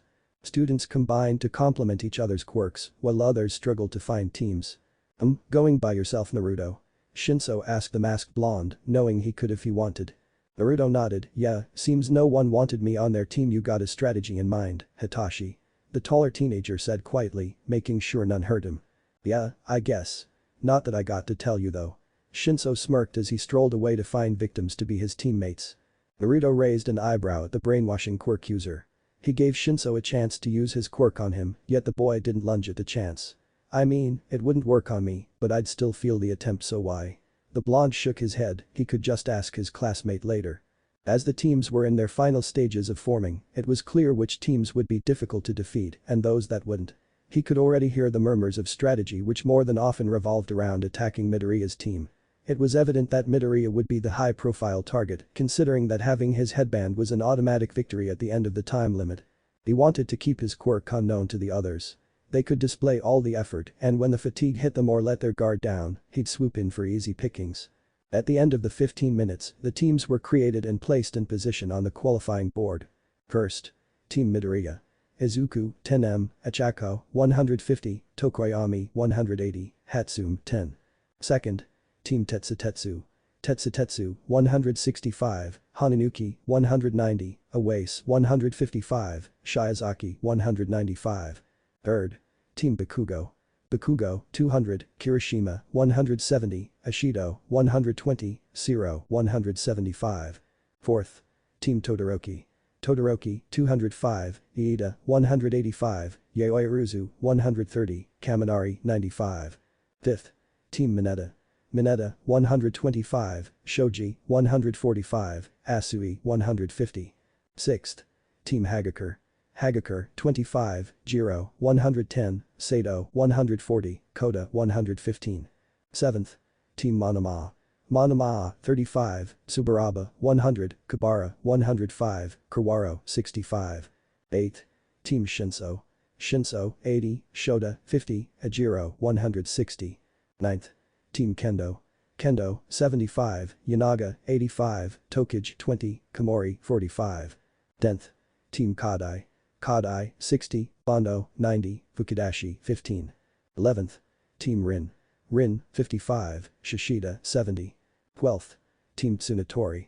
Tsunatori, 30, Kamakiri, 40. 13th. Team Uzumaki. Uzumaki, 5. Talk about sad. Kid's gonna need a miracle. The crowd started conversing, seeing the boy isolated from his peers. All the teams lined up with their riders, ready to attack their strategically planned targets. President Mick came over the stadium-wide speakers. The cavalry battle of the second round begins in 3-2-1 Guo. Chaos erupted right off the bat, teams digging in and battling for supremacy. Though for one masked blonde, he merely disappeared in the chaos. He would be watching, waiting for his approach as he let the others do all the hard work. In the Pro Hero Lounge. What? Where did Uzumaki go? Why isn't he going for the other headbands? You look disappointed. Power Loader was hyping him up for nothing. Amui Woods nodded at the Gen Ed student's opposed strategy. He's playing it smart. The headbands will come to him. The others wanted to muscle their way through, but he would do it with his brain. He didn't need first, and Naruto knew that, so he would probably take out the lower teams to continue staying off the radar. A simple yet effective plan. So what's his quirk then? You speak as if it is very strong. Kamui Woods added his thoughts, seemingly speaking for those around him. Our loader smirked slyly, oh it is. You just have to wait, why spoil all the fun? The room stayed silent, all trying to decipher what quirk Uzumaki utilized. Invisibility. Ground merging. Shapeshifter. No one knew yet. Top 10 heroes. Magnificent, the Uzumaki boy has truly captured my attention. The hero students have completely forgotten he's even in the competition. Although, I am impressed with Nito Monoma and his team. They are staying under the radar quite well. Best Genist praised, clearly impressed. Gigoer Hawks continued to stay silent, he's using his low point value to disappear into the crowd. Uzumaki knows that he won't be targeted because the effort to get 5 points wouldn't be worth it. The strategy is pretty simple, but it seems to be enough for these kids. For now, he would sit back and relax, letting it play out on its own, even though he would bet all his money on Uzumaki into the third round. What? You old croons, he's running away, that's not very hero-like to me. The bunny hero crossed her arms angrily. Ryukyu chuckled, if the boy is able to pull through into the third round, I'll be extending an invitation to my agency for the internships. Shit. There's a few decent prospects already, but I still want to see what this boy's going to do. Shield hero. Crust cursed, squirming in his seat. All Might continued to watch his student. He knew Uzumaki would not go after young Midoriya, such a thing was foolhardy considering Todoroki and Bakugo's teams were constantly interfering. Go my students, haha. On the field. Anon after 28:30. Team Bakugo gets their headband back from Team Monoma, putting them in second place. The screen shuffled the team names as the round continued and grew closer to a close. 1:30 remaining. President Mick said, silencing the crowd. Naruto looked down upon the lower teams with smaller numbered headbands. He was aiming for third or fourth place, there was no point to go any higher. He flashed 200 meters northwest, snagging 70 points from Team Tsunatori.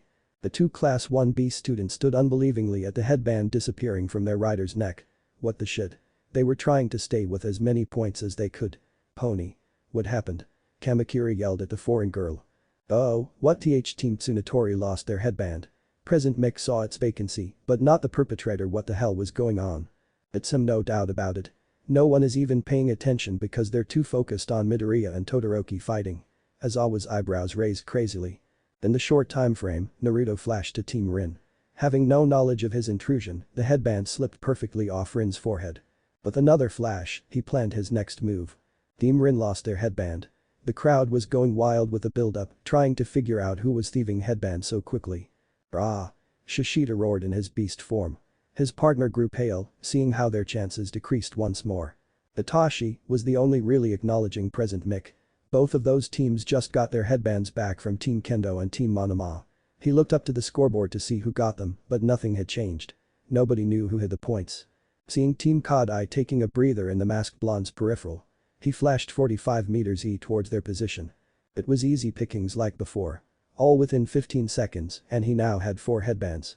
Yui reached her hand up to touch the headband, only to find it gone.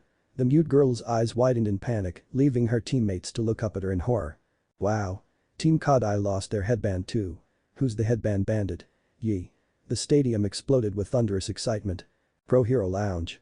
What the hell is going on? Mount Lady fell back in her seat, trying to follow something invisible to the naked eye. Our loader had never seen the extent of his quirk before. It was amazing, even knowing his quirk, it's still so impressive. A Uzumaki boy? Kamui asked, although he was sure of the answer. The large tech hero nodded and continued to stare at the screen as the crowd grew louder and louder, with each second closing into the finale. Back in the arena. Naruto blurred off to the side. It seemed the element of surprise was no longer applicable. Hearing other teams drop like flies scared the others into defending themselves instead of attacking other squads. Even if they protected themselves, he would be gone before they could react. He only needed one last headband to push himself into the top 4. Team Monoma stood guarded. They had just lost another one of their headbands to that psychopath, Bakugo. One of the other higher teams was snatching headbands consecutively and fiercely, but no evidence of battle or confrontation. They couldn't afford to lose their original. Monoma would never say it, but someone here was powerful, and yet they didn't know who. What are we supposed to do? They're not even saying who has the headbands. Tsuburaba yelled. They still had a headband and enough to sneak into last place in the event. They all shared his minced. They couldn't afford to lose. 5 seconds left. The silence was heavy on the field, everyone looking in all directions and using their senses to pick up approaching foes. Stay on guard, Monoma whispered, feeling the others nod underneath him. 4. Fans began to chant the countdown. 3. The teams were sweating heavily, throats and mouths dry. 2. A body shot past the light blonde's head. The headband labeled 305 slipped cleanly off the teenager's neck. 1. A minuscule amount of dust was kicked up, but there wasn't any time to react. Time's up. Let's see the finalists. Midnight hollered out to the teams. Present Mick took over for Namuri as the names and numbers came through. Team Todoroki, first place. Applause and praise rained down from the seats, showering the 4. The blonde copy quirk user looked down at his hands with no headband present in them. This is not possible, his eyes shook in terror. Team Bakugo, second place. The cheers continued, but Bakugo was less than pleased with finishing anything but first. Monoma, what's wrong? Senator Kabara asked their team leader. But upon noticing the reason for his frightened look, his own stature froze. Team Shinso, third place. Midnight smiled at one of her students getting through to the 3rd round. Shinso's teammates looked around, gripping their heads. Ejiro was visibly sweating, with a look of total loss in his eyes. The headband, but how? Monoma's other teammates looked around for the culprit. This is just coming in now. How unbelievable it is, folks. 4th place, the singular squad, Team Uzumaki. Present Mick bellowed, followed by the unbelieving shouts of the crowd. All of the competing students' heads shot in the direction of the masked blonde.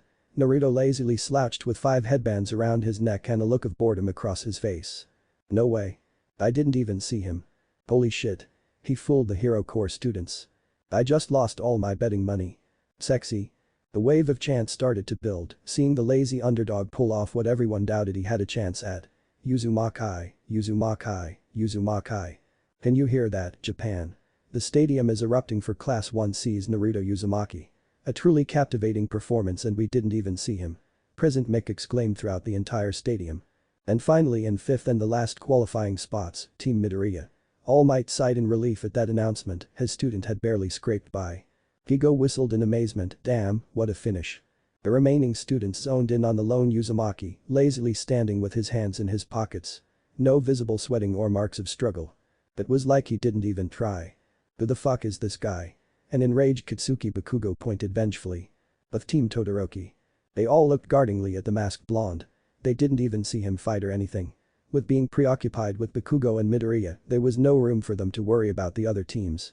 Even this late in the competition, Naruto Uzumaki was an unknown quirk user with unknown capabilities. He was stoic and impossible to read, so what would they do from here if they had to fight him? How could have so many teams lost to one person? Momo asked in apprehension. Wei Kaminari walked around with his thumbs up. Shoto narrowed his eyes at the UA Gen Ed student. He came in last deliberately so that everyone would write him off as unworthy of our attention. He took advantage at everyone turning a blind eye to his presence. The half-hot, half-cold quirk user grit his teeth slightly. But why? What does he have to gain doing all that? Iida asked more to himself than his teammates. Momo looked at the blonde boy who was talking quietly with the other boy who qualified from 1C. I think I get it, he was studying our quirks, our strengths and weaknesses, maybe even habits too. We were doing what he wanted the entire time, and now he can capitalize on our mistakes in the finals. She looked down nervously at her shoes, just as she was gaining some confidence in her abilities, someone like him had to humble her once more. Shoto stood quietly as he glared over at his father who was talking on the phone and pointing at the student who took the crowd by storm. At least the fool's attention wasn't on him. In the end, I could care less about that. I only care about Midoriya making me use my left half. Let's go. The half-and-half hero student motioned for his teammates to follow. They nodded reluctantly and left, but not before sending one more glance at the Gen Ed Uzumaki who looked on lazily. It was like he didn't see anyone else as a threat. They never felt so inferior since they've been at UA, and to a Gen Ed student no less. Wei Kaminari'd. Of Team Bakugo. How did the damn extra make it this far? Bakugo boiled in rage with his eyes glowing red. His teammates quickly stepped away from him, he was destined to explode. Hiroshima, the hardening quirk user, knew Bakugo reacted more out of disbelief than anger. He was getting better at picking up on his classmates' mood swings. That guy really stole the show. He didn't even come in first, but just because he was by himself, Uzumaki is now a fan favorite. Mina Ishido, the acid quirk user, agreed, am I the only one who's kind of afraid of him? I mean look at the teams he took from. They look terrified. Team Tsunatori, Rin, Kodai and Monoma were all talking quietly, but none more passionately than Monoma's squad. Zero, the tape quirk user, frowned and thought, maybe we should ask them about what happened. Without much hesitation, he ambled towards the 1B kids. I guess it couldn't hurt. Kirishima and Mina followed closely, leaving Bakugo to brood. Hey Monoma, I'm sorry you guys didn't advance. I hope there are no hard feelings between us, but we just wanted to ask. The Class 1B group sharpened and turned to one of the teams who stole headbands from them. Uzumaki took your headband, right? They all nodded. We were wondering how he did it. Monoma hated Class 1A, it was downright factual, but even if he did tell them, it wouldn't change anything. We don't know. The copy quirk user looked directly at the three, the cocky smirk gone from his face. What? But you fraud him. The red-haired hardening quirk user's eyebrows shot to his forehead. Monoma grits his teeth. He took our headband, and even with four of us watching different directions we still lost it. There was no fight, it was like we never had it in the first place. The three members of Team Bakugo stood frozen in disbelief. Just how strong is this guy? They didn't even know they were attacked. Monoma was no pushover, and even they didn't stand a chance against Uzumaki, Kirishima thought. But Team Midoriya. Izuku was panicking. He completely ignored All Might's request. He underestimated someone because he was always being underestimated, he failed to remember it could happen to him. He paid the price for being an idiot and now it left him and his teammates at a disadvantage for the next round. Stupid stup. Eku-kun, don't blame yourself. We just got outsmarted, okay? Echako grabbed his hands to calm him down. Tokoyami was confused, did they know something he didn't? Midoriya. What's does she mean by that? The sentient shadow quirk user asked lowly. The one for all successor turned to the bird-faced teenager, before the sports festival, we were warned to watch out for Naruto Uzumaki. Seeing him come in all beaten up after the obstacle race, I thought that it was just a fluke. I know what it is like to be underestimated, yet I did the same thing. Now he knows all of our quirks and abilities, but we know none of his. I'm sorry. Deku cried with tears in his eyes.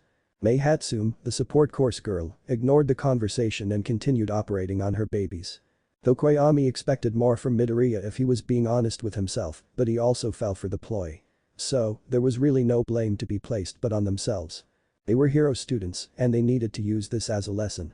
It was better now than out in the real world. Well, now we know. Regretting your decision will only stir more regret. Hopefully none of us get him as an opponent for the third round. Until then, let us forge ahead and prepare for the worst. The shadow quirk user sagely lectured. Eku and Ichako comically shook their fist in a unified motion, right. In response, Tokoyami just sweat-dropped. Pro Hero Lounge. Naruto-kun has that kind of super strong and mysterious vibe going for him, I wonder if he would intern at my agency, or perhaps even at Date Mount. Lady pinched her chin and thought, not noticing the looks of dismay scrounging around the room. On the screen, Midnight, Naruto and Shinso conversed. Both boys stared boringly in her direction. The men couldn't understand how they kept it together in front of her, they were hormonal teenagers and yet they didn't stare at her jugs. Back in the arena. Namuri congratulated them briefly, trying not to take up much time so that she wasn't accused of throwing the competition for her students. She licked her lips in Naruto's direction, making him tilt his head in confusion. Midnight pouted a little at still not being able to fluster the teenage boy. "I'm very proud of you boys. I know I'm supposed to be neutral, but you both blew away everyone's expectation. Remember it's not over yet, you still have a chance to get a hero core spot. Good luck." She slapped her whip into her other hand, swinging her hips as she walked away. Shinso struggled with her seductiveness, but ultimately kept his gaze forward and up. Shaking himself from his stupor, Hitachi turned to face Naruto. "Well, I guess we are enemies from here on out." The brainwashing quirk user stated boringly, but with a hint of excitement. However, Naruto decided to confront Shinso about his decision to not brainwash him. "Why didn't you use your quirk on me?" "Huh, what are you talking about?" Naruto stared at the boy skeptically. "Before the round, I responded to your question. Why didn't you use your quirk on me?" The purple-haired teenager shook his head. "Oh, that. What would be the point?" The brainwashing quirk user looked towards where the Gen Ed students were in the crowd. Being in Gen Ed, you start to realize that most of us want to be in the hero course. Although I could have used my quirk to get you into the finals, it would have been a false victory for you. You can't get into the hero course with someone else's power, I've learned that lesson quite a few times. Don't take it as pity or anything, I just wanted to see what you had planned to be honest." Shinso smirked at the blonde. "I can't lie though, in the end when President Mick kept screaming about lost headbands, you had me pretty shaken. I suppose I should thank you then." The equally tall Shinso waved him off. "There's nothing to thank, letting you run loose might have saved my spot in the finals. I don't want you to call in a favor later when you change your mind. So, I'm going to tell how I got into UA." Naruto lazily placed his hands into his pockets. "You being recommended by a pro hero is definitely not difficult to guess. That's what UA recommendation means." The purple-eyed hero student scoffed playfully. A stormy blue-eyed teenager gave his classmate a blank look. "I wasn't really recommended. It was more like I was drafted by UA's principal." Shinso looked quizzically at him before motioning him to continue. "A teacher here knew who I was because of an incident a few months back. I'm guessing if I said no what I was offered, I would be in juvie or something. That's because, before I came to UA I was a villain."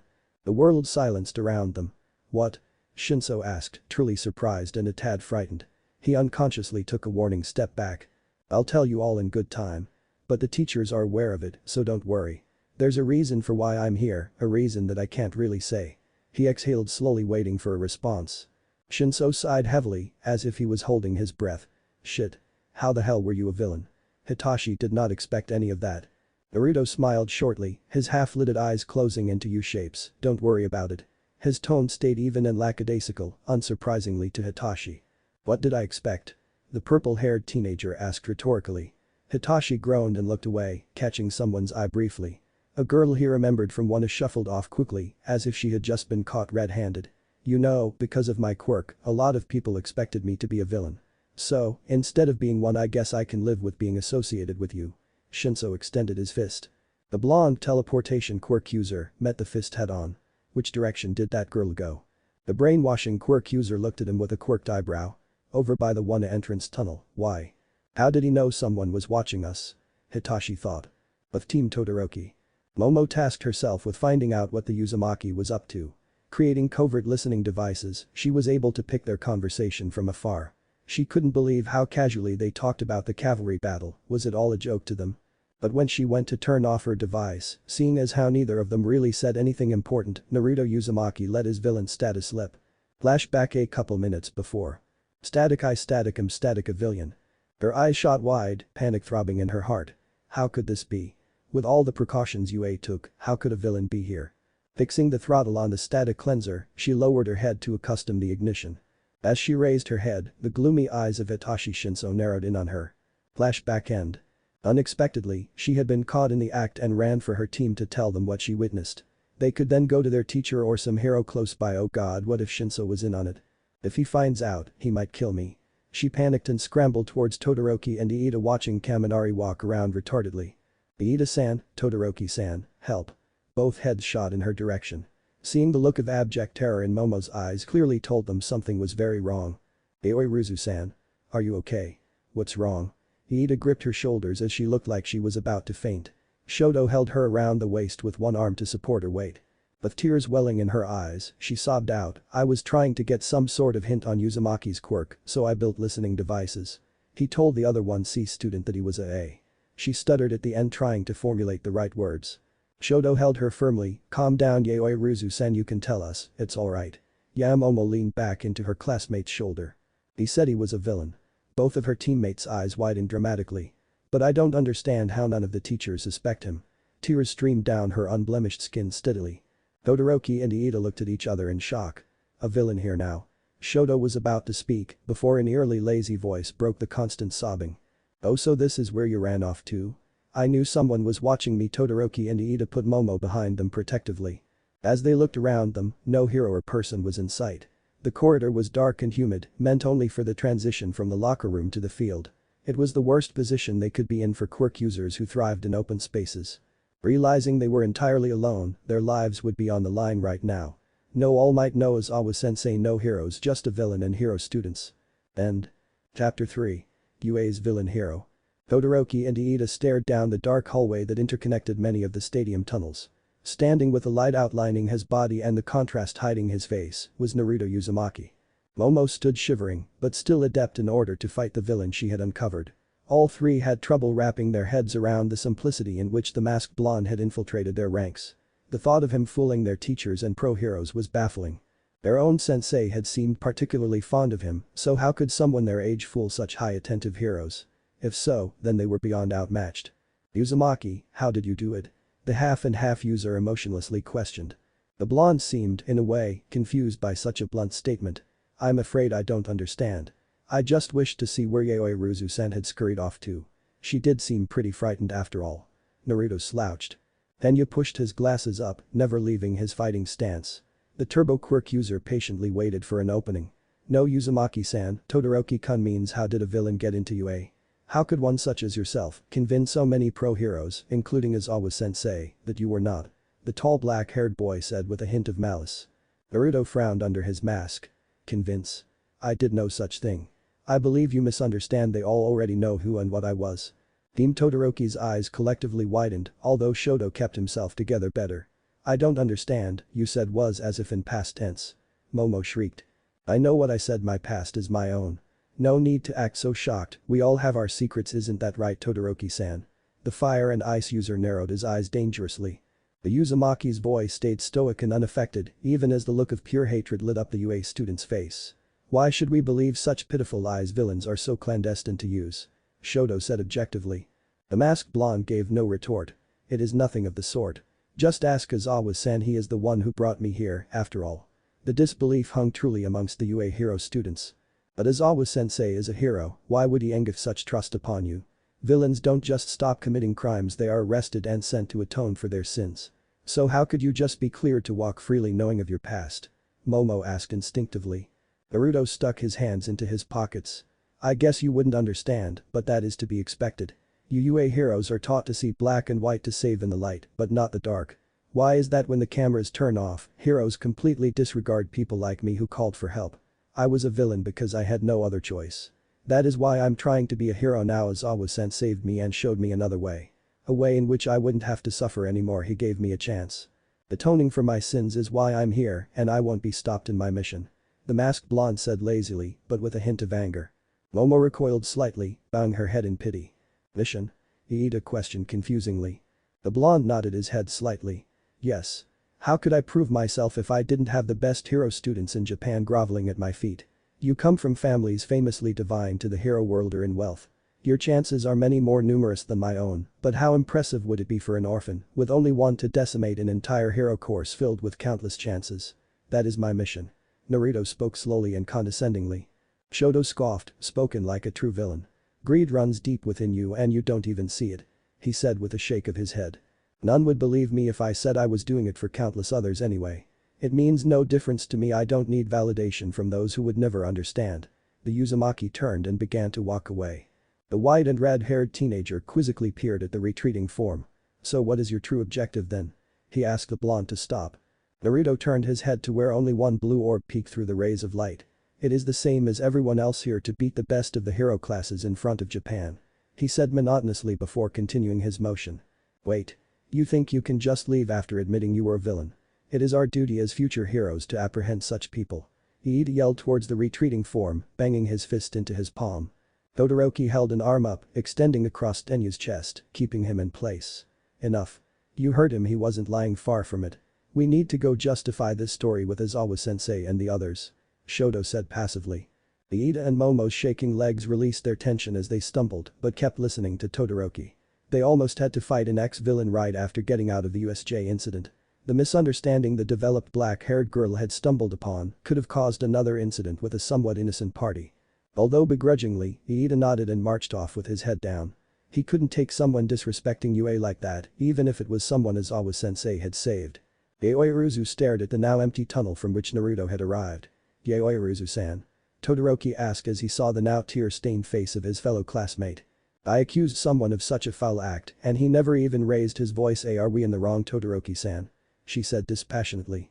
The half-and-half user was having the same thoughts. No. You did what you thought was right, coming to us was not a wrong choice. He has given me some things to think about as well. He said coolly, leaving the petrified girl. With one last look down the empty tunnel, Momo soon followed. Uzumaki-san says he wants to be a hero, but not the type everyone expects one to be. What does that mean? She thought finally. With Class 1A. Given a short time for the finalists to compose themselves and regain their strength, Shouta Aizawa decided to gather his students. Inside the original locker room one had used for their introduction, the UA hero students waited patiently. Some talked quietly with their classmates, while others focused on their future battles. For some reason, the entirety of Team Todoroki was on edge, and their blatant discomfort rang loudly throughout the room. What's with the long face, Momo?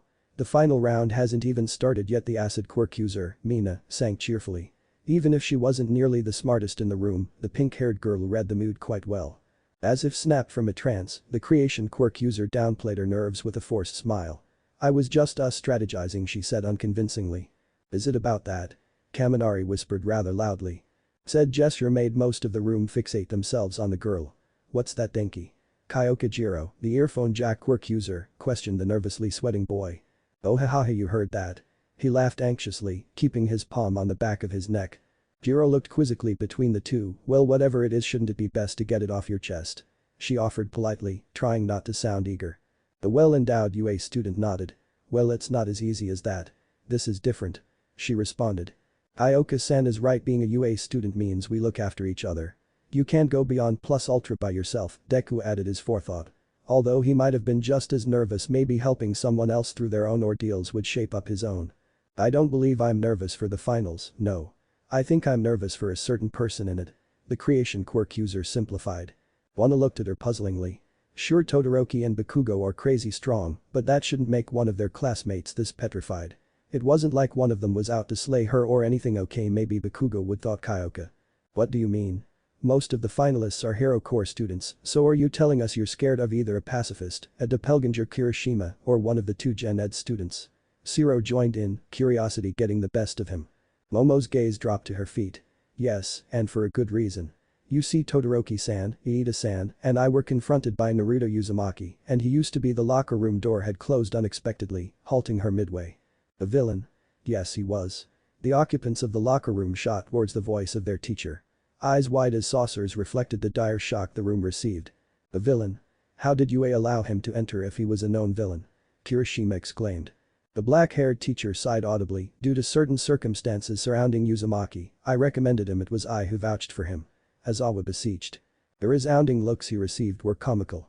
Many gazed at him through squinted eyes, presuming to measure whether their teacher had taken a nosedive off the deep end. Of course he didn't blame them. From day one, kids everywhere were told the rudimentary classifications of heroes being good, while villains were bad. That was the simplified and stereotypical draw that even most of society still followed to this day.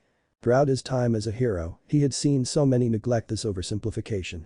As a hero, many held this stereotype true to their hearts because, well, it was their job. They were paid to keep the villains off the streets, even if there were people in foul business begrudgingly. Naruto had fallen victim to the system that had been working against him since day one. Orphan, poor, and barely able to feed himself early in his teens, nobody was coming to save him. Even he wouldn't have found the blonde Gaki if it wasn't for plain luck, and that fact held true for many others like himself. Heroes saved people in danger, not people in need. It was the cruel truth that many had blinded themselves to. Villains were people acting out of greed or self-interest. Naruto was acting out of desperation to feed himself and the ability to sleep with a roof over his head. Realizing what he had missed most of these years, it filled him with unbridled distaste for himself and the hero system. Naruto was trying to change that configure by being the darkness, not in villainy, but discovering what the light fails to see. But sensei, why would you do that? Ejiro, the tail quirk user, asked slowly, sweat dripping from his temples. Aizawa stared at the blonde boy with bloodshot eyes. I saw potential for something better than he was. Tokoyami added his own thoughts, I see. You caught him and gave Uzumaki an ultimatum. The dark shadow quirk user crossed his arms over his chest habitually. The black-haired hero scoffed lowly, no, he left before I had the chance. He was untraceable until he was found once more a little over a week ago. How can a kid our age go off the grid like that?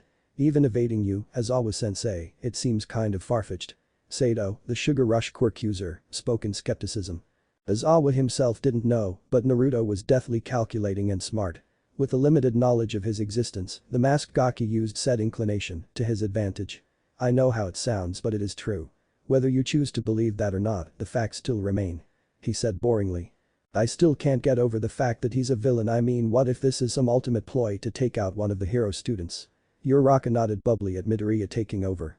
Shouta tilted his head sleepily to the one for all successor. Even if that was a possibility, problems such as those are for the pro heroes to uncover. Plus, taking out a hero student in the middle of a stadium filled with heroes is extremely foolish. Think with your head, not your gut. Midoriya. All Might's protege emberingly slid back in his seat. Vegeta was shaking in his seat and crying loudly. Aizawa-sensei. IFH, he's bloodthirsty. WWH, what if he kills one of the girls in the final round? We can't let that happen. The purple ball head boy cried with secret glances at his girl classmates. Many of them discreetly covered themselves. They wouldn't put it past Mineta to discover X-ray vision. Eraserhead ignored the easily frightened student. Enough talk, I came in here to give a brief rundown for the finalists. If you focus on one person, you're destined to get blindsided by the rest. Do not make that mistake. Now, as you know already, Tetsutetsu and Shiozaki are two strong 1B students, underestimating them will be your own undoing. You are still being scouted for agencies, so don't make a fool of yourself and push carelessly past your outermost limits. Seeing the nodding from most of his finalists, he continued on. The Gen Ed students are fairly unknown to you. I cannot interfere besides providing you advice, therefore, do not allow their ranking in UA to fool you. Shinso and Uzumaki made it this far for a reason, treating them like the media portrays the other courses, and you'll be tasting cement quickly. Eraserhead advised his students carefully. Team Todoroki sat silent through it all. The others didn't come face to face with the blonde Gen Ed student. Although a brief encounter, his convictions were stronger than their own, and an idealistic person is a dangerous person. They knew most of their classmates would still go out and forget every single piece of advice Aizawa gave them, but they wouldn't. Naruto Uzumaki was a deceivingly strong and potentially dangerous contender. Their chances at higher agencies could be extinguished by a single person, and that frustrated them. He knew everything about them, but they in return knew nothing about him. It was unnerving, and even if they told the others, Uzumaki was too nonchalant in his behavior to seem like he was a troublesome opponent. If that is all, then good luck. I will be in my usual spot, and your section will be in Sector 10 with the other hero students. Do not disappoint, many are still here to see what this class can do. With that being said, Aizawa left, letting his competing students compose themselves on their own. Slung over his shoulder was his yellow sleeping bag, swishing in anticipation of the sleepy underground hero. Ioka looked around at her classmates. Am I the only one here mildly concerned about having an ex-villain in the tournament? She questioned abruptly. Not many besides Momo and Ida seemed mildly concerned. Unfortunately, being attacked by villains in their first semester of UA was already enough in their book. It was probably an unspoken rule to take these kinds of things in stride. It's okay if you're scared, Jiro. You got a cool guy like me to protect you. The blonde electrification quirk user to her side said while pointing to himself confidently. That earned him an earful of unrelenting sound waves, shaking and vibrating the poor blonde into submission. However, if one looked closely, a light shade of pink dusted her pale cheeks. Yeah, whatever, she growled. Of Class 1B's Tetsutetsu and Shiozaki. The steel and vine quirk users stood silently as their homeroom teacher, Vlad King, made his appearance for the final time. Shiozaki, Tetsutetsu, under my guidance, I have taught you to destroy Class 1A, and I have faith that you will succeed. Blood hero, Vlad King, praised his only two finalists from his course. Tetsutetsu yelled out in a battle cry, slightly scaring the green vine-haired girl beside him. Obara gently raised her hand, but Kanza-sensei, I don't want to destroy anybody, I will humbly win over anyone a student, but I don't want to really hurt any of them. She claimed angelically. Right, anyway, that is not all. If you face Naruto Uzumaki, do not, I seriously mean, do not underestimate him. No matter his position in the school, Uzumaki is by far the most skilled in the finals. Both students looked incredibly shocked at seeing their teacher praise another class. Tetsu growled, Sekijiro-sensei. So what if he scraped by in the second round? He's hiding his quirk because it isn't as strong as ours, at least that's what Monoma told me. The steel quirk user raged indiscriminately. No. He gripped both his students' shoulders. No, I can't reveal other students' capabilities with their quirk, but I will tell you this. Uzumaki is extremely calculating, he may not look very enthusiastic, but I can bet he already knows the ins and outs of your quirks. Play it smart, you still have a chance for a top agency, and if you ruin it now by attacking an unknown opponent hastily, those probabilities will cease. His students glanced at each other with raised eyebrows. Was the blonde really this tough of an opponent? If he was, then why wasn't he in the hero course? Don't worry, Sekijiro-sensei. Obara-chan and I won't let your kendo-san down. The pointy-toothed boy proclaimed to the ceiling above him. I believe you, now go beat 1A. And the Gen Eds. The large hero pushed the UA hero students along towards the arena to discover who they were going to fight first. In the arena. Midnight and Cementus had begun the preparation for the final stage. The stadium was overflowing with eager heroes looking for interns and sidekicks, along with news reporters, finding any tight gap they could cast from. Online, betting on the winner of the entire tournament had continuously updated since the first round.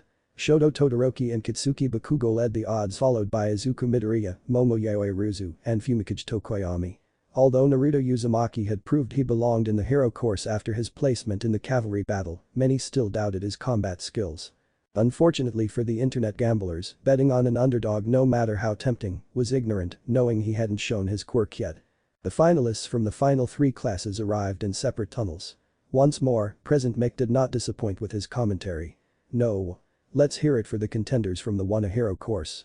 The voice quirk user received a thunderous eruption of cheers. Wanna will feature 11 of the 16 slots. Yeah. Introducing the competitors. Bitsuki Bakugo, Shoto Todoroki, Izuku Midoriya, Momoyae Ruzu, Fumikage Tokoyami, Achako Uraraka, Denki Kaminari, Mina Ishido, Ijirio Kirishima, Tenya Iida, and Hanta Siro. Such a dynamic and powerful group of young UA hero students. The crowd exploded in delight for the group they were all here to see.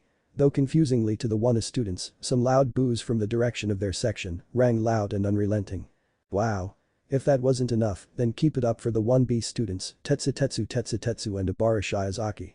The gray-haired teenager flexed in excitement, completely stealing the spotlight from his classmate.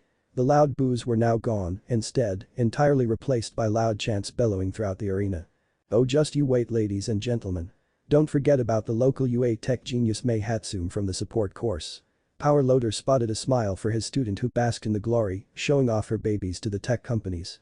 Coming into the sports festival, no one had given the hero courses a challenge from all 3 years, but that is not the same for these young men. These are the first general education students to make the final round in 10 years. Introducing the Gen Ed underdogs, Hitachi Shinso and Naruto Uzumaki. Whoops and hollers from around the stadium sang relentlessly. Everybody loved an underdog story, and although not many expected the boys to get far, they had done impressively well for themselves. Shinso and Naruto walked side by side, one with a deadpan, the other with a lazy strut. The two were conversing quietly, though they never looked in each other's direction. Without context, you'd think they were the ones being challenged, not the other way around. Deku thought. As they approached, Midnight nodded in their direction with a smile. For a reason she did not know, Namuri felt such motherly pride seeing Japan cheer Naruto's name. Even though they had only known each other for so long, the blonde had really made a mark on her. Although he was a tad apathetic and needed lots and lots of personal connection, she couldn't help but feel motivated to be that person. She was getting older and never tried for that stage of her life. Although she still could, Namuri would never force herself to love someone she didn't. Having a child was a two-person job, and she still hasn't found that special someone. Hearing about how Naruto grew up on his own without the love of a parental or familial figure was heartbreaking. Even now, he was still alone and was probably used to the quiet loneliness that she felt as well. Just thinking about it, maybe they could fill those gaps in each other's lives that they were longing for. Of course, she would never force herself into his life, literally only knowing him for a week. But, given enough time and the right words, she could be a maternal figure for him to seek compassion and guidance in. Oh, youth. The seductress giggled and squirmed. She was getting ahead of herself again, but something like that didn't seem so far out of reach. The crack of a whip broke the eerie silence on the field. Alright. The competitors' names have been generated and filtered throughout a 16-man, 1v1 single elimination bracket. Winners move onwards, whilst still being able to show their potential to hero agencies. Kill shots and aggressive shows of violence are strictly forbidden and will be monitored closely by Cementus, our on-floor proctor. Without needing to say more, the dominatrix-fitted woman twisted her body towards the screen behind her. Here's the lineup for the first round, remember and strategize. We will have a 10-minute increment before the first fight. Displayed upon the screen were the matchups, which received rowdy shouts from the crowd. Match 1. Hitachi Shinso vs Izuku Midoriya. Match 2. Hanta Shiro vs Shoto Todoroki. Match 3. Ibara Shiozaki vs Denki Kaminari. Match 4. Mei Hatsune vs Tenya Ida. Match 5. Naruto Uzumaki vs Mina Shido. Match 6. Momo Yaoi Ruzu vs Fumikage Tokoyami. Match 7. Ijiro Kirishima vs Tetsu. Match 8. Katsuki Bakugo vs Ichako Uraraka. Naruto passively gazed upon the screen. Mina Shido the acid quirk user. Shinso was going against Midoriya, yet the blonde felt the brainwashing quirk user would display his talents well. The black and green-haired boy was easily aggravated by those who belittle his power and easily flustered about his comparison to All Might's own quirk. In the end, it didn't matter who was placed before him in a match. Aizawa and Yue gave him a task to complete and he would fulfill his obligation. There may be some potentially strong future heroes in this class, but none had the fighting capability he held. He wanted to try some of the newfound abilities of his quirk as well. Nothing too powerful yet, but they were still strong nonetheless. It was small, but he was getting a bit more excited than normal. Itachi approached the lazily placed blonde, having shown no reaction to his matchup. Although he had only known Uzumaki for a short amount of time, it was nearly impossible to presume what he was thinking to himself. His emotions were kept sealed tightly beneath his expressionless facade. He was silently thanking the generator for placing him on the opposite end of the bracket. Shinso disliked people who were gifted with the amazing abilities you'd see in the hero course. All of those people never had to struggle for acceptance like he had, and that frustrated him the most out of anything.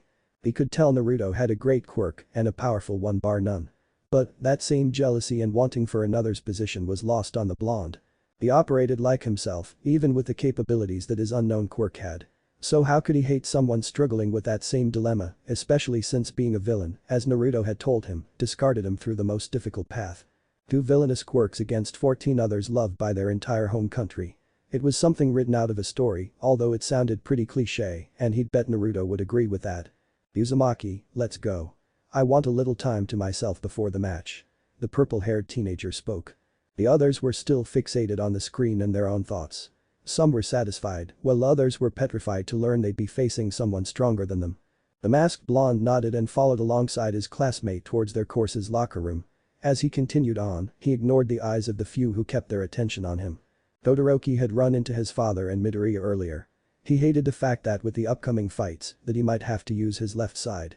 If there was one thing he hated the most in this world, it would be the constant shadow of his father's will looming over his head. He could feel the tempting blaze blistering beneath his skin, trying to balance his frost. He didn't want to resort to his power, no, it was the last thing he would ever do. Even with powerful opponents like Bakugo and Midoriya, he would never use it unless he absolutely had to. He wanted to prove a point, but then there's someone like Uzumaki who doesn't look like a threat, but after actually talking to him, he wouldn't disregard his worth like everyone else. Momo hesitantly glanced in the masked blonde's direction. She wasn't the best at reading people's facial expressions, but the creation quirk user saw nothing. The only visible features on his face were his eyes and hair, and trying to pick the smallest glimpse of emotion resulted in failure. The sports festival was meant for her to gain some confidence in her quirk. Overthinking and assimilating too much never brought about success for her. Going against Tokoyami was going to be hard enough, but having to fight against a blonde if she won. She had a nagging feeling in head telling her to avoid him. He was an ex-villain. If he evaded Aizawa-sensei, then he was destined to be a vigorous foe. Losing severely on such an immense stage in front of heroes in the entirety of Japan would definitely collapse her sanity. Nevertheless, Naruto Uzumaki was the last person she wanted to face. The One for All successor tried to create a profile on Naruto Uzumaki. Something, anything to give him and his classmates an advantage. Unfortunately, he found absolutely nothing. Deku briefly studied his mannerisms, his battle tactics for the cavalry battle, and was left with nothing in his hero notebook. Knowing what he looked like held no advantage in a competition like this. And even worse, no one even saw him using a quirk yet. He wanted nothing more than to be a hero like All Might. To save people with a smile on his face. And he completely ignored All Might's advice about the Uzumaki, and it made him look foolish. He was the epitome of the underestimated, and even he was left wondering how the blonde had gotten so far without revealing anything in his arsenal. Uzumaki operated like a villain in a hero school. It was ironic now with the revealing fact that the masked blonde actually was an ex-villain. He would be wrong if he didn't feel a bit intimidated, but All Might entrusted his quirk to him, and he wouldn't fail his hero twice. Bakugo scoffed at the others being thrown off guard. Uzumaki had already beaten the others with his mind games, however, he was not so easily fooled by undermining tactics. Ex-villain or not, he was going to die. Top 10 pro heroes. What's up with that? There's other opponents than just him, you know. The bunny hero Mirko yelled and waved at the students who couldn't hear her. Down on the field, all of the finalists stared at the back of Naruto Uzumaki as he returned to his locker room. Many gave him wary glances and kept their distance relatively far from where he was. I mean, he did get into the finals on his own, but is that really necessary? Shield Hero, Crust, laughed awkwardly. Higo kept his hands behind his head. There was no point in fussing over stuff like this, although he was a tad curious. The UA students were giving Uzumaki the wide berth, yet he never really deserved such an action. Maybe there was more than what they were seeing. He was a teenager once too, so they probably had some dramatic school affair going on. Yagi Toshinori or All Might sat quietly, sweating slightly. He could see the resolve bristling in his student, yet even now, he didn't know if young Midoriya would go to extreme lengths to prove himself worthy. The circumstances on the field were noticeably different, assuming their homeroom teacher notified them of Uzumaki and his past endeavors. Could he really blame them though? The UA classes were fairly new to the way the hero world worked, and they had already seen villainy firsthand. Just classifying Uzumaki as an ex-villain inadvertently constructed the hero students to watch him carefully. All Might-san. We were informed you worked at UA now, so what has brought upon such treatment? I mean, he has performed impressively, but the others seem almost guarded around him. Best Genius speculated, getting the others to nod with him. Hawks turned a bored eye to the side. The number one hero laughed. Ha. There is a reason for it all. I have no doubt they will release the reason for why during the battles. Don't worry. The large man exclaimed, reimbursing into his muscular form. Bang Orca gazed puzzlingly at the top hero, so it is important then I trust UA has it handled.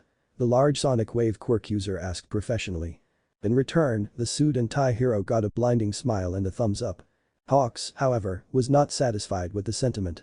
If All Might held secrecy with something, it was destined to be somewhat important, more or less.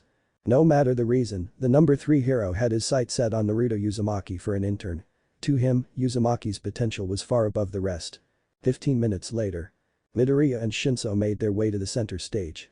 Shouts of anticipation showered in from above, filling both participants with adrenaline. For them, this was the only chance they got to prove themselves.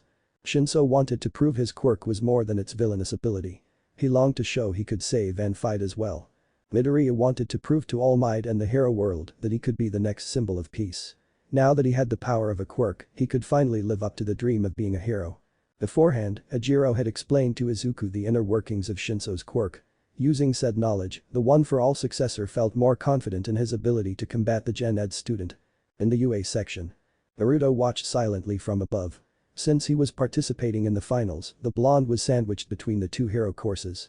Expectantly, the coordinators for the event weren't expecting finalists from the lower classes, so his seating was actually a row behind the 1B students. Currently, Monoma was giving him a stink eye, though far and few between, seeing as their class representative was behind him. The copy blonde was obviously a tad sore from his loss. From the masked blonde's perspective, it was nothing personal, he just needed his points. Of course, he could have targeted higher teams like Team Kendo and Team Bakugo, but there was no point putting himself in the spotlight. Nobody watches the lower teams, and he as a competitor took advantage of that. Congratulations Uzumaki-san on getting into the finals. You did really great. Itsuka Kendo, the big fist quirk user and 1B's class rep bowed politely in praise. The masked blonde looked lazily at the girl turned around in her seat. She had long silky orange hair that was swept over her brow and the rest elegantly kept in a ponytail. Accompanying her tangerine-colored hair was gleaming emeralds and lightly tanned skin, accenting her beauty. Yes, overall to Naruto, she was quite beautiful. Naruto nodded his head in return. Thank you. You did particularly well yourself. The blonde said stoically. Confusingly to him, Kendo was completely flustered by his response. Monoma came to her rescue by opening his mouth. Kendo-san. Are you talking to the enemy? He beat my team to win, you know. Suddenly the orange-haired girl swung an enlarged fist at his head and successfully sat him back in his chair. Though Naruto supposed he could have a head injury from such a heavy impact. Itsuka laughed awkwardly at Monama's immature act. I apologize for him, it's just that some of our classmates were surprised to be beaten. A few of them thought you were targeting us for 1A's sake. The big fist quirk user said while rubbing her arm. I see. I took away some of the others' chances at getting recognition, and 1A is still seen as the superior class because of my choices, but regardless of that I do think 1B is a collectively stronger unit than 1A. The masked blonde answered honestly, but never raising his face above expressionless. Overhearing their class rep's conversation, many turned their heads swiftly after Uzumaki called their class the strongest. They had only heard their homeroom teacher say that, and he's well extremely biased. As if magically healed from head trauma, Monama's head shot up. Is that right? I do suppose we are pretty strong. 1A is just carried upon the shoulders of Todoroki and Bakugo. The rest of those clowns have no real talent, I mean they seriously have a midget with balls on his head. The copy quirk user cockily smirked in the direction of the median between the two hero courses. The teleportation quirk user lazily kept his head forward with half-lidded oceanic orbs. As I was saying, 1B has their strongest student in Nido Monama and possibly their other strongest in Juzo Hanuki and Ibara Shiozaki. They have much versatility in their quirks, especially Monama-san. Nonetheless, I don't believe anybody in this class won't have interchanging spots for the strongest. That being said, 1A has questionably specific quirks, while 1B has consistency and simplicity. Sometimes simple is best, and in this case, it is. The blonde monotonously drew out. Impossibly, the smug grin on Monama's face threatened to split his face. Comically, the smugness seemed traceable amongst all the students, though some hid it more than the rest. Itsuka was dumbfounded by the blonde's compliment. Although, it didn't really sound convincing, seeing his face never break above a slightly raised eyebrow. Kendo had never seen such an emotionless-looking face before, no wonder people thought Uzumaki was Izawa-san's son. Thank you. 1C has a really great contender in Shinso-san as well. Hopefully he can beat a Hero Corps student. Itsuka lightly drifted everyone away from their smugness. Naruto nodded. Shinso will do well, but I don't think he will win. He said with a hint of annoyance. The orange-haired girl frowned slightly, aren't you supposed to cheer on your classmate? He could win, you never know with this kind of stuff. Midoriya just happens to be the worst opponent for someone like Shinso. There is one thing the 1A boy can do, and should I say he is the best at it? The others stared at him strangely. 1B was a close-knit group, and the fact that Uzumaki was somewhat downplaying his classmate's chance was triggering. The masked blonde sighed. Unfortunately, I don't want things to end that way, but I hope he pulls out a victory. People like Shinso deserve a chance for the hero course and agencies as well. Naruto said with a hint of a smile completely hidden by his mask. Oh? Don't you deserve a chance as well? A girl with green hair bemusedly spoke from a row below Kendo's. Setsuna Tokage if he remembered correctly. Her quirk was fairly impressive from what he had seen of it. The blonde thought for a second. Deserve? No. They don't hold an obligation to give me anything.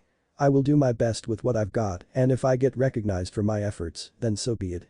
He said intelligently. The orange-haired girl smiled at his logic. You're pretty cool, Naruto-san. We could have been friends before this, so why haven't I felt like I've seen you around UA before?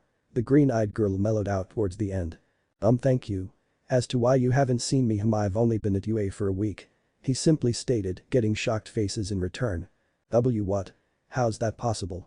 I thought that wasn't allowed unless you were recommended. Wait, you were recommended to the general education course. The big fist quirk user exclaimed, making some of the other 1B students' faces stretch to impossible quantities. Naruto sighed, was it that big of a deal? He thought people got into the hero courses on recommendation pretty frequently. Yeah. It's too much of a drag to talk about though. He yawned, making a pineapple-haired shadow user sneeze, somewhere out in the multiverse. Huh? You were pretty talkative a second ago. The steel quirk user yelled angrily. Surprisingly, it had been the first time he talked the entire time. However, witnessing the large raised fist hovering above his head, he probably had a good idea as to why. Another troublesome woman, how lucky. The masked blonde's head gazed upon the slightly scary spectacle. From the general education course, we have an underdog, Hitachi Shinso. President Mick waved his hands around, ultimately finishing in his signature pose. The crowd of heroes and citizens ate it all up, cheering and clapping for the impressive display shown so far. And from the hero course, the freckled menace, Izuku Midoriya. Yee. The mohawked hero yelled proudly through the stadium speakers. Ooh. It's about to start. Itsuka turned quickly, zeroing her eyes on center stage. Naruto wasn't much of a wishful thinker. He was a realist, calling it how it was, no matter how blunt. Shinso had a chance, and knowing the Deku boy, Hitachi would lure him into a trap. After that, Shinso never had a Gamaplan, and that was where he failed the most. He wasn't as strong or fast as his opponents, and relied solely upon his quirk, like many others. Brainwashing was a powerful tool, but making it the only thing you're good at versus someone who has a somewhat athletic build and endurance was destructive for Shinso. And his quirk had two weaknesses, one being the person had to respond to his speech, and two, his quirk's control was decimated by inflicting pain on the victim. If there was one thing Midoriya was good at, it was destroying his limbs with his impressively strong quirk. And in fight. Shinso is down. Midoriya with the excellent move at the end. The stadium applauded vehemently, many were impressed with his willpower. On the ground, the purple-haired teenager grit his teeth venomously. What did he expect? He was destined to lose once more, as people with villainous quirks did. In the stands. Wow. I really thought the Gen Ed guy had him. Tsuburaba, the solid air quirk user from 1B, shouted while holding his head. As 1B rumbled to themselves about a Gen Ed nearly besting a hero student, Itsuka looked back at the blonde. Sitting with his head in his palm like before, the Uzumaki seemed totally unfazed. However, based on how he was talking before the match, he already knew the outcome. So you knew it was going to end like that? That was what you meant by Midoriya being the worst opponent for him. He broke himself out of Shinso's brainwashing. The Tokage girl pointed at the masked blonde as he looked upon the verge of snoozing. The bright blue-eyed teenager stoically raised his eyebrow. "You lower your decibels, you're too loud," he said, showing the first signs of emotion besides stoicism. Monoma and Tetsu laughed after hearing his casual write-off of Tokage. Said girl looked at the boy embarrassingly while trying to calm herself from wringing the necks of her classmates. "Oh yeah? Well, your mask is stupid, I bet you're hiding your horribly ugly blimp lips." She bit back at the blonde, not letting him get the last laugh. Naruto quirked another eyebrow. "Yeah, something like that, troublesome woman." He sighed while crossing his arms over his chest. Monoma and the others stared at each other before breaking out in laughter once more at the stoic Uzumaki completely disregarding her. "Nice one, Tokage-san. You almost had him." Monoma grinned at her, holding back his laughter. The green-haired girl looked dangerously in his direction. One collective gulp resounded from the group. For match 2 we have the highest overall student in the cavalry battle, Shoto Todoroki. The class 1B students once again returned their attention to the field. For some, it saved them from the wrath of another scary woman in their class. And from the one as well, the elastic Hanta Zero. Present Mick howled. "Ready, begin." Midnight announced with a crack of her whip, sending the resounding sections into a frenzy. "And in battle kind of. What the hell? Are you serious?" Tetsu, the steel quirk user, shielded his face as ice completely sprouted in front of their section. Such strength his raw output levels are high above some pro heroes. Although his attack patterns seem rather simplistic because no one has ever given him a real challenge. That is a major weakness. Naruto presumed, sitting silently behind the frightened hero students in front of him. Yuzo, the softening quirk user, was sitting diagonally from Naruto Uzumaki. Out of the peripheral of his eyesight he could see the blonde conversing lightly since he sat down. When the massive attack came in from Todoroki, everyone, including himself, jumped to protect themselves. Seeing the attack close in but finally stop, it sent a collection of relief throughout their class. Even if he wasn't paying attention for most of the time, being more concerned about himself, the blue-eyed masked student never flinched or moved from his original position. Watching the charging ice, everyone was sent into a fray. It was a basic survival instinct, a classic fight or flight. So why did Uzumaki seem so familiar with that feeling that he didn't even twitch a finger? Even with his lazy and stoic exterior, something inexplicably wrong was burrowed beneath. He was more than what met the eye, and that was why so many had underestimated him during the first 2 stages. It was intimidating to have someone like that competing for their spot in the hero course. His aptitude for deceit could be mistaken for a villain's. How did such a person as him get recommended for UA, knowing the characteristics of his person? "I don't want to kill anyone, so could you change my name please?" Hananuki was broken from his stupor by Shiozaki pleading for a name change. "Oh okay." The wonderful and peaceful Ibara Shiozaki of 1B. An arena-wide sweat drop preceded the slight altercation in which the vine-haired girl of 1B was mistakenly introduced as assassin. Said student bowed politely in thanks and replaced her smile with a serious facade. From the One Hero course, introducing the electric Denki Kaminari. Once again, the cheering reached unreal levels, shaking the foundation of the UA arena. Kaminari has a potentially powerful quirk if he knew how to use it, but Shiozaki is much more in tune with her vines. This should be an easy victory for her. However, she holds a major weakness herself. She is a pacifist in a profession that calls for physical harm to your opponent. Naruto chided the two fighters as they now faced each other. And in battle. What was that 1A?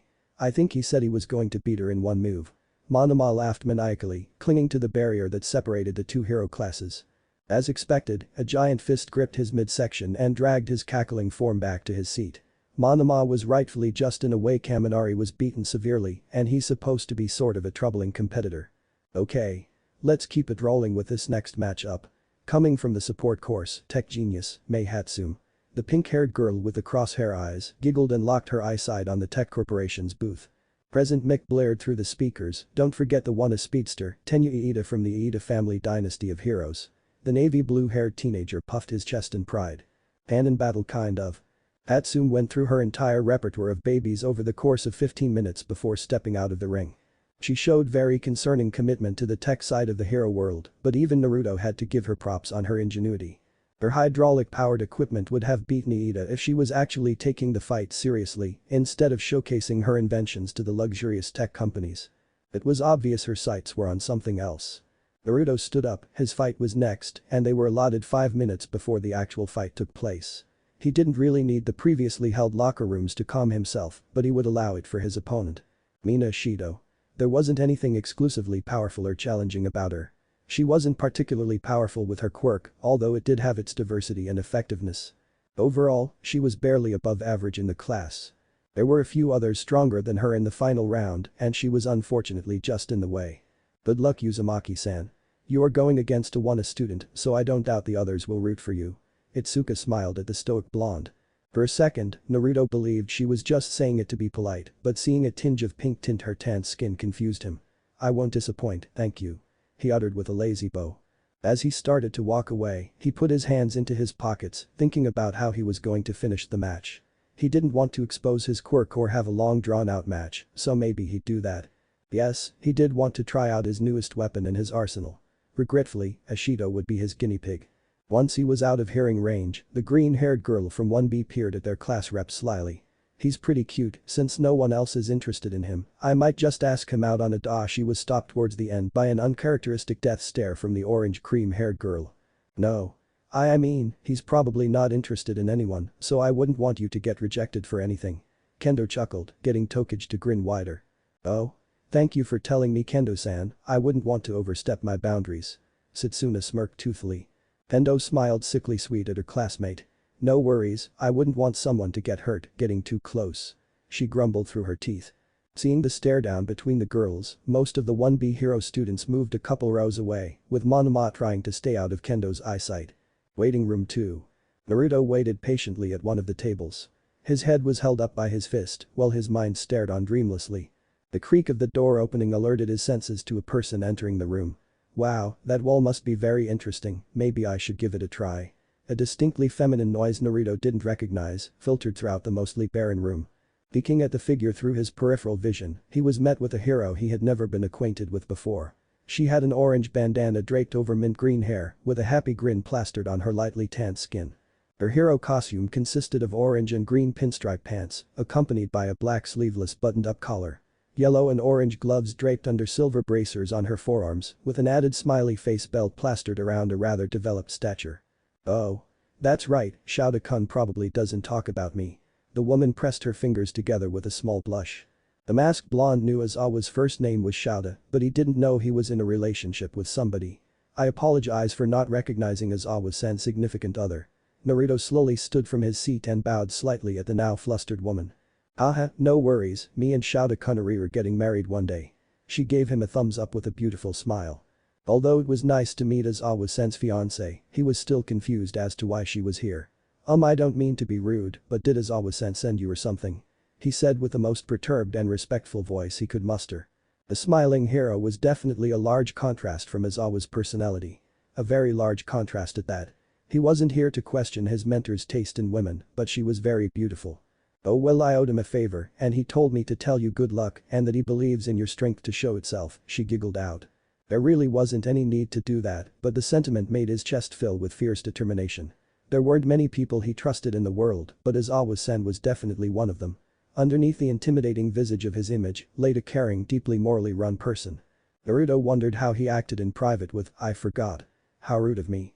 My hero name is Ms. Joke, but you can call me Emi-chan. Shouta-kun sounds very invested in you, so I will as well. Good luck and do your best. She slapped his shoulder before running off right back through the door.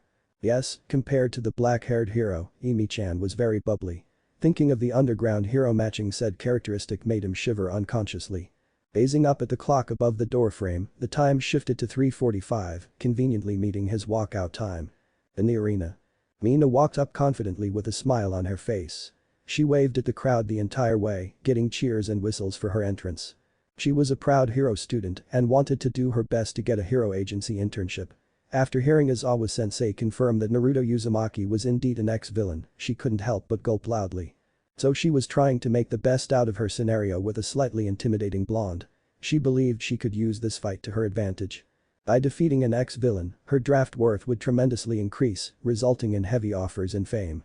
Such a treat for beating someone who hid their quirk because it probably wasn't the strongest was an amazing chance for her. She may be not one of the smartest tools in the shed, but her physical attributes were her strong points. Villains usually neglected things like that, working in the shadows and all. Now he was operating in hero space, in the light, he'd struggle against someone like her. A rather loud escapade of shouts broke the girl's stretching routine. Coming in from the other side of the center stage was her opponent with his hands in his pockets. His stoic face made her frown. People should be happy to compete in a setting like this. The sports festival was very serious, yet it was supposed to be fun too. He looked to have digested neither. Ooh. Match 5 is underway. Give it up for the lovely pink hero student, Mina Ishido, from 1A. She threw up peace signs, acknowledging the applauding fans and heroes. And the challenger from Mustafu. UA's very own villain hero, Naruto Uzumaki from Gen Ed. Present Mick hollered, but instead of cheers, a deafening silence reigned. The heroes and fans looked around confusingly at each other. Did he just say villain hero? Izawa in the booth took his chance to take over, seeing the disturbing quiet of the crowd. Uzumaki is an ex-villain who was recommended to UA for rehabilitation after being detained under the law. He said monotonously through the mic. What was meant to calm the crowd down only led to unbridled attraction. A villain in UA. They reward criminals with that now. Unbelievable, I was just cheering for someone who beams on terrorizing our livelihoods. Think about it though, he's under surveillance by the staff and All Might, there's no way he could do anything. Everyone deserves a second chance. It's not right to treat a kid like this. The reactions were mixed, some saw the reasoning behind it, while others were blinded by their fear. On-duty heroes made their way towards the ensuing chaos that had erupted within the crowd, all of it centered around the Uzumaki. Something needed to happen soon before things turned violent. The heroes turned their head towards the top 10 hero booth in order for the symbol of peace to defuse the situation. Top 10 heroes. Ah, I see now. So that was the secret. All Might, what are you going to do now? This can't continue and you're the only one who can settle an entry stadium. Number 4 hero, Best Jeanist, readied himself in case everything turns south. I see why you did it, but what does it prove? Are we still missing parts of the story here? Shield hero. Crust questioned the burly blonde hero. The number 3 hero, Hawks, was standing directly to All Might's left. The man was definitely not hesitant to go down, it looked as if he was listening to others for their opinion on the matter first.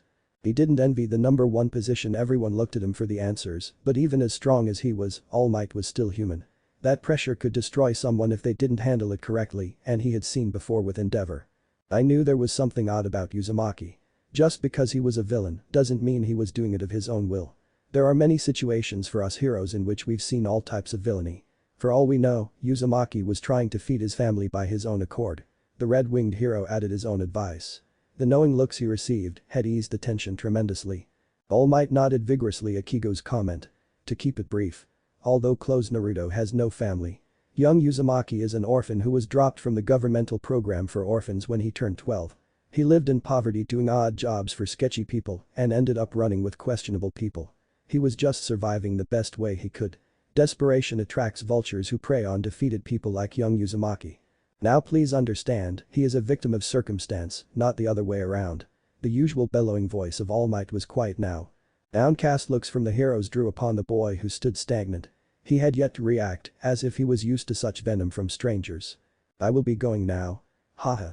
The man exploded out of his seat in a massive lunge. The crowd noticeably quieted at the sight of the overly huge man crashing down in the middle of the arena. Always one for dramatics. I bet Endeavor is pissed beyond belief him taking over and all. Mirko said, still visibly upset at the scenario unfolding, but trying to crack a small joke. Higo knew Endeavor was pissed his son not using his fire, and now this, yeah, no way he wasn't. Center stage. Midnight handed her mic off to the towering man, who gave her a blinding smile in return. The way the crowd was going at Naruto-kun was really pissing her off. They knew nothing about him, yet they judged him so quickly, just the things she was hearing disgusted her.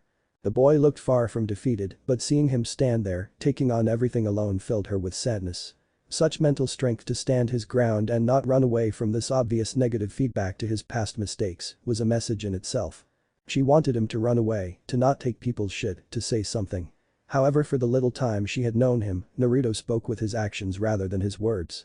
He still hadn't fought, and he was settled in the lapse of proving himself. She knew he had a message for those that doubted his willpower, so it gave her some comfort shortly. Hello Japan. Do not fret over the rumors you hear. Young Uzumaki is here to stay, and his resolve to be a hero is one of the strongest I've seen in this generation. Do not judge over the prejudice villains have displayed in the best, judge young Uzumaki on how well he can serve Japan in the future as a hero. Being an ex-villain changes nothing. If you don't trust him yet, then trust my word when I say Uzumaki will prove himself to you. The one for all hero echoed throughout the UA stadium. Naruto Uzumaki is a UA student, my student. Treat him with the respect he deserves. By coming to UA, he has already shown his resolve to serve Japan as a civil protector. Villain or hero, as long as he saves lives along the way, he is a proud student of mine. Plus ultra. The 8th successor bellowed loudly. Even with a shorter speech, the defining qualities of All Might seemed to cause a sudden reflection amongst the fans.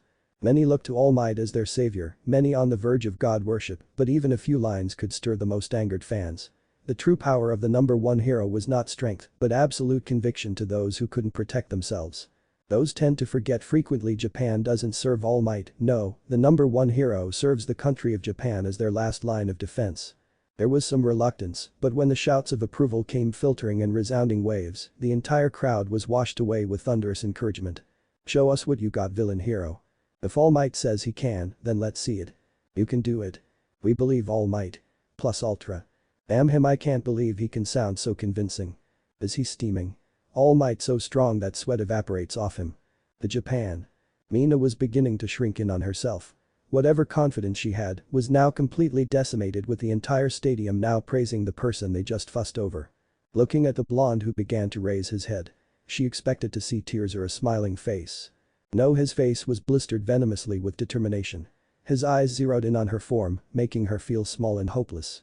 The lazy slouch disappeared, replaced by veteran of combat, waiting for the beginning of the fight. She felt as if she had already lost. Wow. Naruto Uzumaki has gone from the most hated to the most loved in 10 minutes. What an unbelievable sight to behold. Present Mick exclaimed, trying his best to commentate over the roaring crowd. As a last attempt to confide sportsmanship to her opponent, Mina said, I hope to have a good match as equals Uzumaki-san. Finishing with a smile, she waited for his response. I do as well, but I'm afraid we aren't equals. The blonde stoically concluded. The smile upon Ishido's face disintegrated.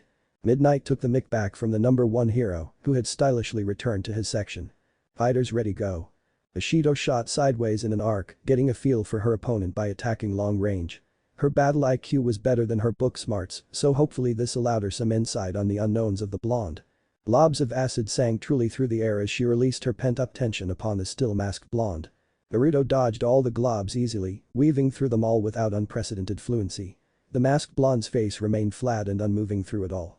He was going to end this quickly. For Naruto, this was no drawn-out game of skills, no, he was meant to be cutthroat. No mercy. Bancho Tenen, he extended his hand in her direction. A booming ping of anti-gravity split the air, scratching the counteracting forces like a buzzsaw. His newest ability allowed him to teleport things to him, although it was slower than his instant flash in which he enacted on himself. Being on objects that weren't on his person were harder to attract to himself, therefore, the drawback was a force that acted like anti-gravity and pulled alive constituents and objects at 40 miles per hour towards himself. Even Izawa had never seen him enact this move. It was powerful, but still the weakest in his arsenal. That went to show how strong he was without using the main components of his quirk. Bancho Tenen Naruto sound effect, whoa. Ishido is being pulled off her feet. What is that? The voice quirk user grabbed his head in disbelief at the ability. Mina kept up her ruthless attack with no effect. It was so frustrating, maybe it was better to battle him up close. Her hand-to-hand combat was her strongest quality after all. Suddenly, she lost control in her body as she began to hover for a split second. Her entire form was sent spiraling towards the blonde's outstretched hand. I can't move. What is going on? The acid quirk user approached, getting dangerously close to the boy. Grinning under his mask, Naruto pulled back his hand and lifted his right leg to begin an axe kick upon her paralyzed form. Calculating her speed upon arrival, he twirled effortlessly and connected a devastating boot to her jaw, sending her straight towards the side boundary. Mina watched helplessly as Naruto closed in upon her face with his foot.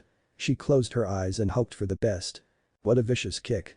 The ooze of crowd enacted at once, seeing the girl's head snap with the calamitous heel connection. The worst pain she felt since becoming a hero instantaneously met her jaw, spitting blood out of her mouth. She tried to fight the enclosing darkness, but nevertheless, it overtook and claimed her body. The horned girl flew through the air. It was evident that she was unconscious as her form was limp. Hitting the concrete with a roll and sprawled out limbs crossing the inevitable white line. Midnight and Cementus nodded to each other. In 10 seconds the fight was over. It was a no contest and the most vicious approach of the day. Winner by incapacitation. Naruto Uzumaki. Impossibly, the crowd erupted in pure unbristled entertainment. It was one of the moments which lived on for years in people's memories. The unforgettable roar of the crowd, the pure adrenaline running through countless veins. Once again, the blonde stole the show that wasn't even aimed for him in the first place. Just as I expected, hopefully there are better combatists. Naruto turned towards the one student section and stared down his potential opponents. As this turned into the event of the year. It's now the hero students versus Japan's Uzumaki. Yeah. 1A and 1B looked back upon the blonde, putting his hands back in his pockets. All felt a tremendous amount of sweat drip from their bodies. It was another declaration of war, but this time, their opponent was out for heads. In a blink of an eye, an ex-villain rallied an entire country behind him due to the indirect efforts of the number one hero. Elsewhere. Uzumaki. So that's where you've been. A man with light blue hair scratched viciously at his neck as he watched the blonde conclude his first round fight. End. Chapter 4. Uzumaki vs UA. In the UA section. No way. I get that Ishido-san is probably not the strongest competitor, but Uzumaki-san knocked her out cold in one strike. Izuku shook slightly, seeing the blonde stare down his other competition. The sight in front of him was more intimidating now than ever. When Present Mix stirred the already exploding crowd, the masked blonde stood unmoving with the entirety of the stadium in the background. Their horned classmate laid limp at his feet, blood pooling around her mouth and limbs hung motionlessly. The friendly rivalry sports festival had taken a slight turn violent and Uzumaki had the arena eating out of the palm of his hand.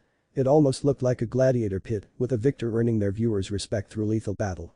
And the blue-eyed Uzumaki had flipped the entire confidence of the finalists into a fray. Ishido was not a slouch in physical combat, meaning she could take a hit and keep chugging onwards, yet one expertly placed kick rattled her brain into submission.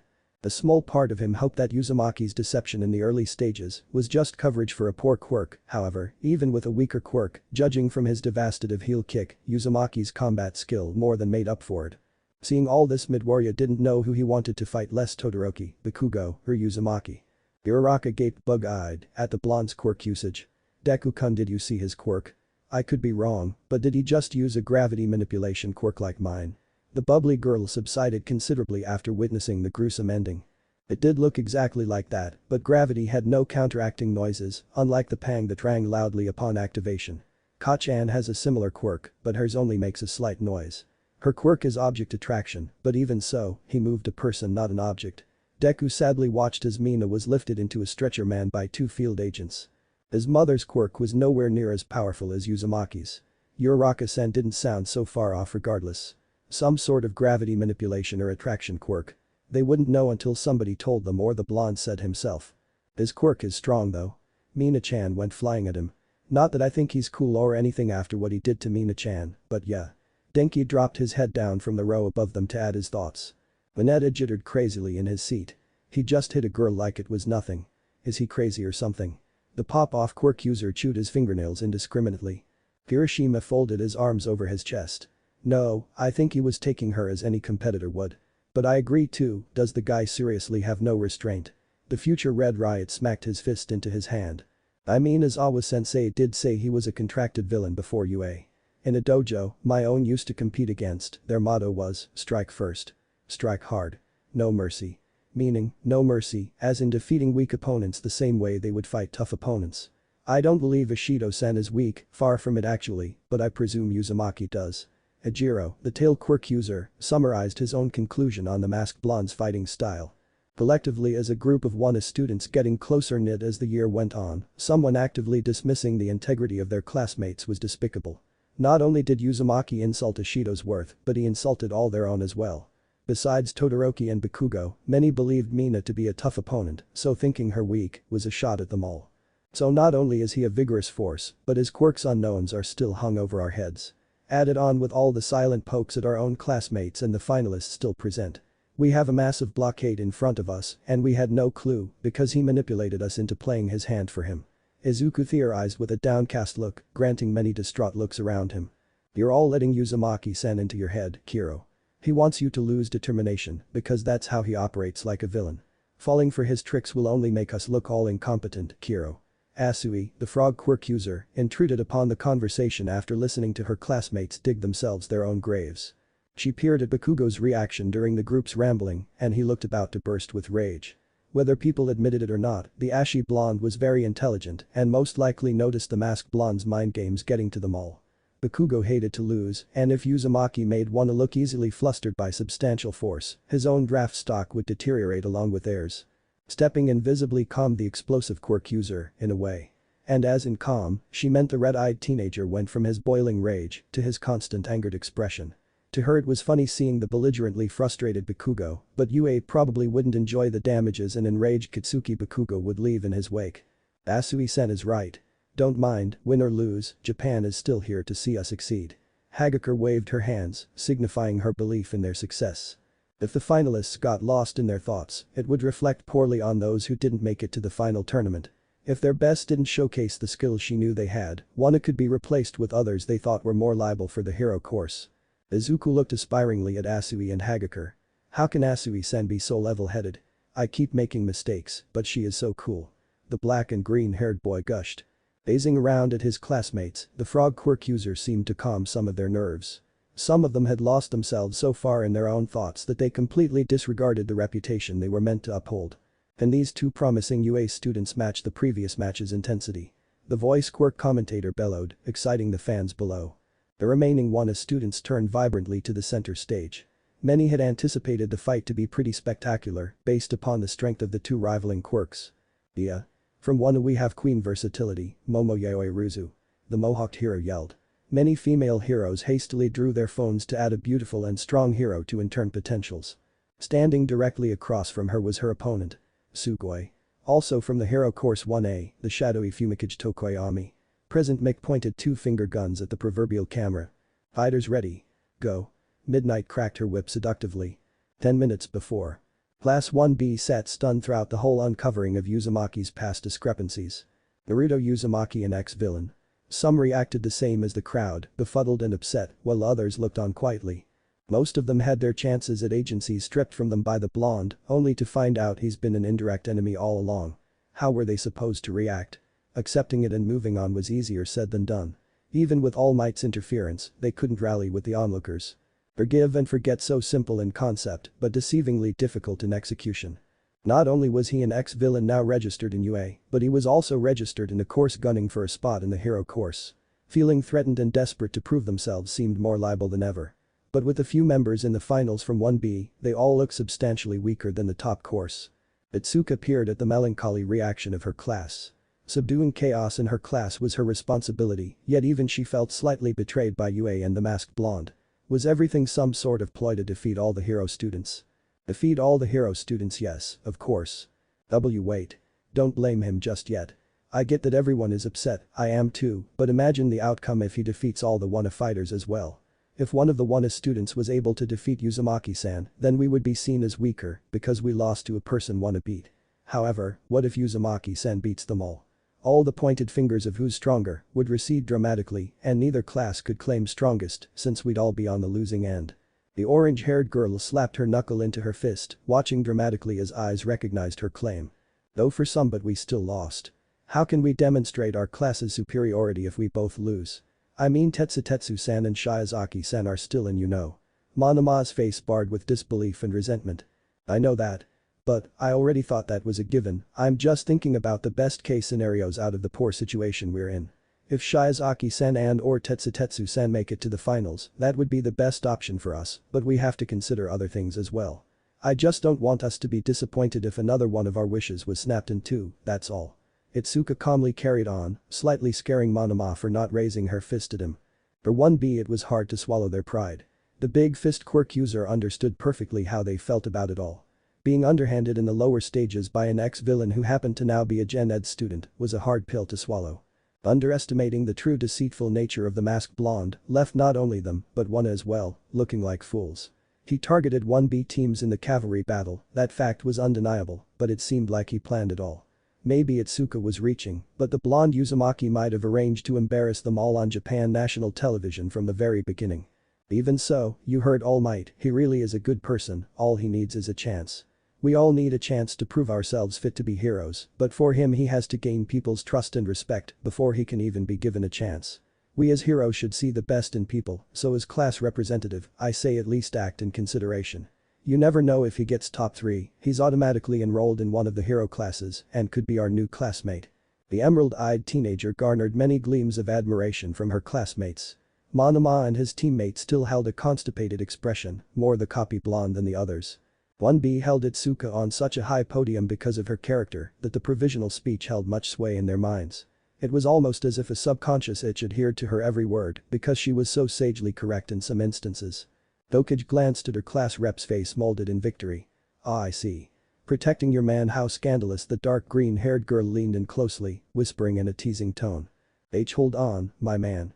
I was only doing it because I meant it, not because he's cubic. The orange-haired girl cut herself off abruptly, red streaks streamed steadily upon her cheeks. He may be okay looking, but she strictly spoke only to calm the others' wandering thoughts. Oh Kendo-san, I can't believe Satsuna was loudly interrupted by Midnight announcing the start of the fight. As if saved by the sudden intrudence, Kendo leveled her head hastily to the center stage, only to witness a venomous right heel devastate the pink one student. The entire hero class watched shockingly as the now limpacid quirk user flew several feet before rolling to a stop. The speed, precision, and raw power tightly packed into a simple axe kick seemingly snagged the consciousness from the one a hero. Winner by incapacitation. Naruto Uzumaki. Monoma's smug smirk returned in full force. If Itsuka wanted him to give Uzumaki a shot, then he would. If the masked blonde beat everyone a bum like this, then he definitely would have no problem at all. Of course, he would like to do it himself way more, but this was great as well. Itsuka saw the menacing impression plastered on the copy quirk user's face too late as he jumped onto the dividing barrier between the classes again. Hahaha, lights out for Pinky. Hahaha, ooh off. Monoma's maniacal laughs were silenced by the enlarged fist of his class rep again. Itsuka was far more disappointed than she was angry. Monoma was only really antsy when one was in his line of sight. It was almost like dangling a banana in front of a monkey and not expecting them to go berserk. As Tsuburaba dragged the unresponsive blonde back to his seat, the green-eyed teenager gazed at the masked blonde below. Uzumaki returned his hands to his pockets, acting like his match was the most nonchalant activity. He glanced at the horned girl in front of him being carried onto a stretcher before turning his attention towards the UA section. Although not being close to the field, she could feel his half-lidded oceanic eyes studying them all. President Mick had come over the stadium speakers, but the zeroed attentiveness of Naruto Uzumaki sent cold sparks down her spine. Then as soon as the precarious moment began, it ended just as quickly, leaving her guessing as to how such an ominous feeling sprouted so briefly. Itsuka bit her lip seamlessly as the blonde walked past the proud-looking 18+ only hero. Top 10 pro heroes. Whoa. I have to call my secretary too. Mirko fumbled her phone in her hands, ignoring the odd look she received after she pulled it seemingly out of nowhere. So now she's interested. The top 10 sweat dropped collectively. Mirko was a sucker for someone with great combat skill, almost to the point where she disregarded everything else. It was almost concerning how much the bunny hero enjoyed confrontation. However, none could blame her. Uzumaki had shown such ease in his movements that it was evident he was a skilled fighter. The impressive thing was that his showcase of refined technique was better than some heroes already, and the match had only been 10 seconds. Raw ability and tactics in hand-to-hand combat was rare for students his age, ex-villain or not. Another turn-on was the fact that he had much experience already with field work. While not technically applicable to hero experience, it was real-world articulation nonetheless. The tan bunny hero clamped her thighs after her insanely short phone call, consisting of Naruto Uzumaki intern and nothing else. Ha. I have this internship in the bag, no problem, Mirko whispered more to herself than her comrades. So you've finally changed your ways, thank the heavens. But we have already staked our claim as well. Crust comically cried with fringed tears in his eyes.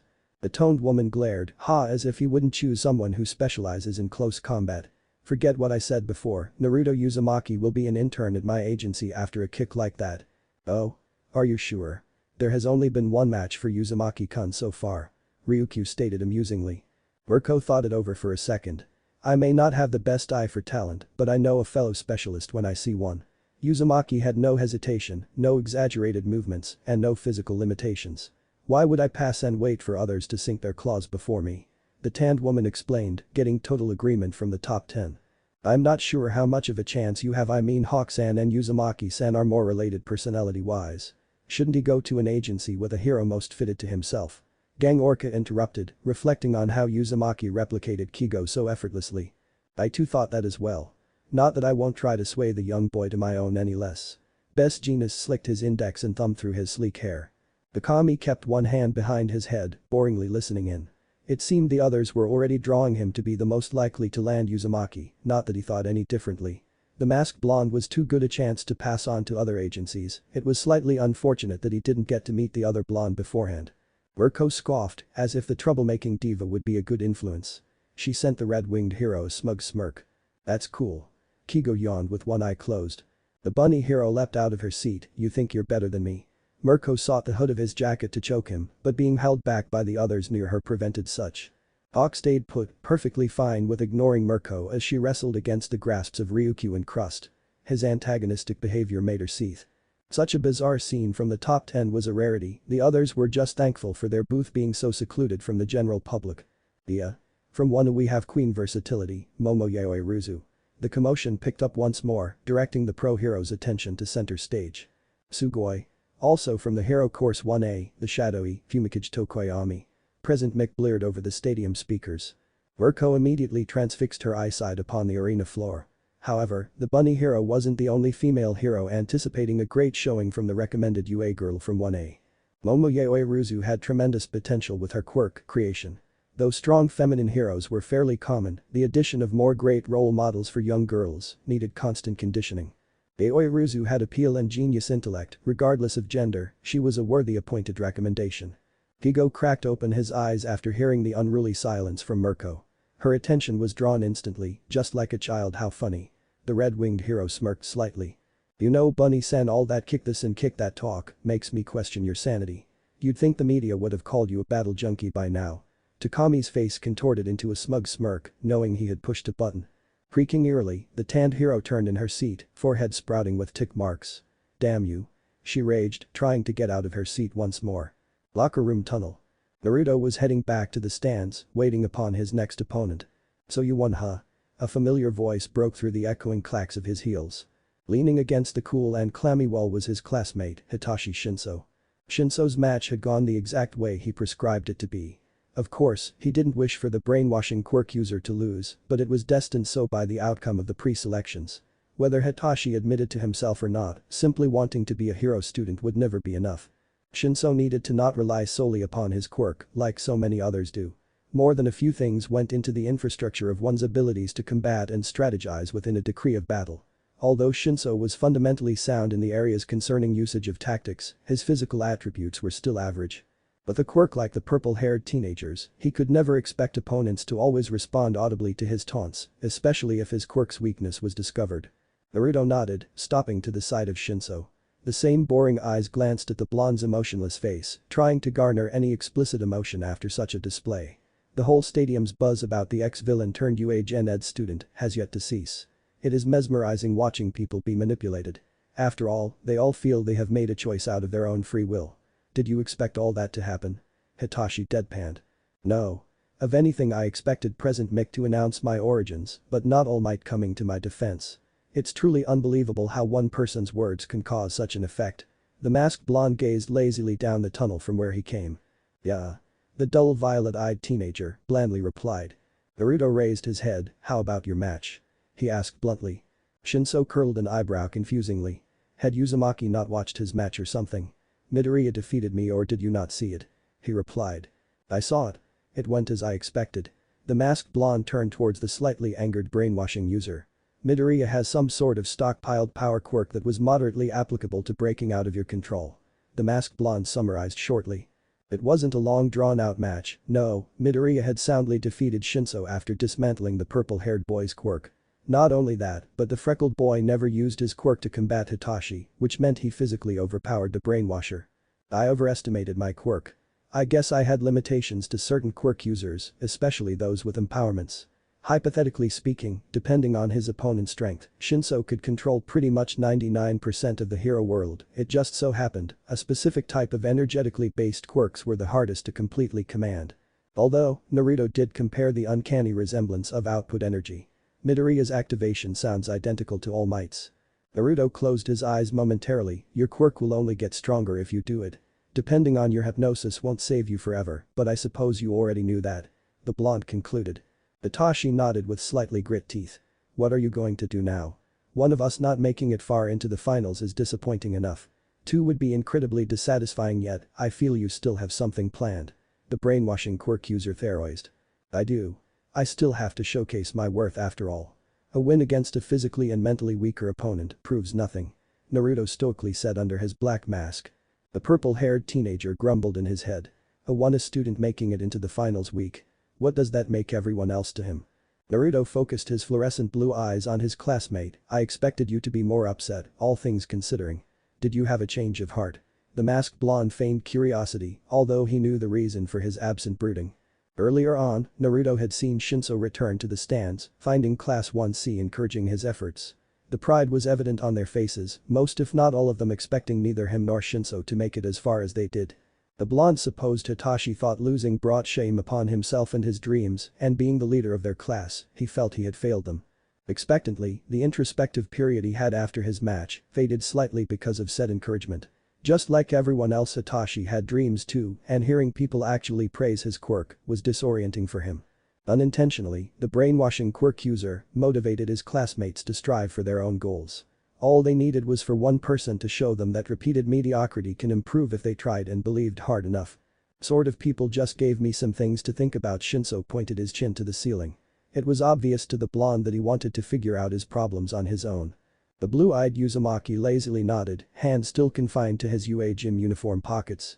I have to go prepare for my next match. Hopefully I can influence 1C to do their best as well. Naruto slowly strode off, leaving the purple-haired boy behind once more. Good luck, Uzumaki, not that you need it anyway. Shinso scoffed playfully. The masked blonde stuck his left hand out to the side L, acknowledging the Gen Ed student with an uncharacteristic thumbs up. The brainwashing quirk user stayed stagnant and collected his thoughts as the footsteps grew more distant. Knowing Uzumaki for only so long, Hitachi could somewhat reconcile on what strategic path the blonde would make. So far, Naruto seemed to favor the strategic high ground above all else. Luring others into a false sense of complacency came easy to the masked blonde.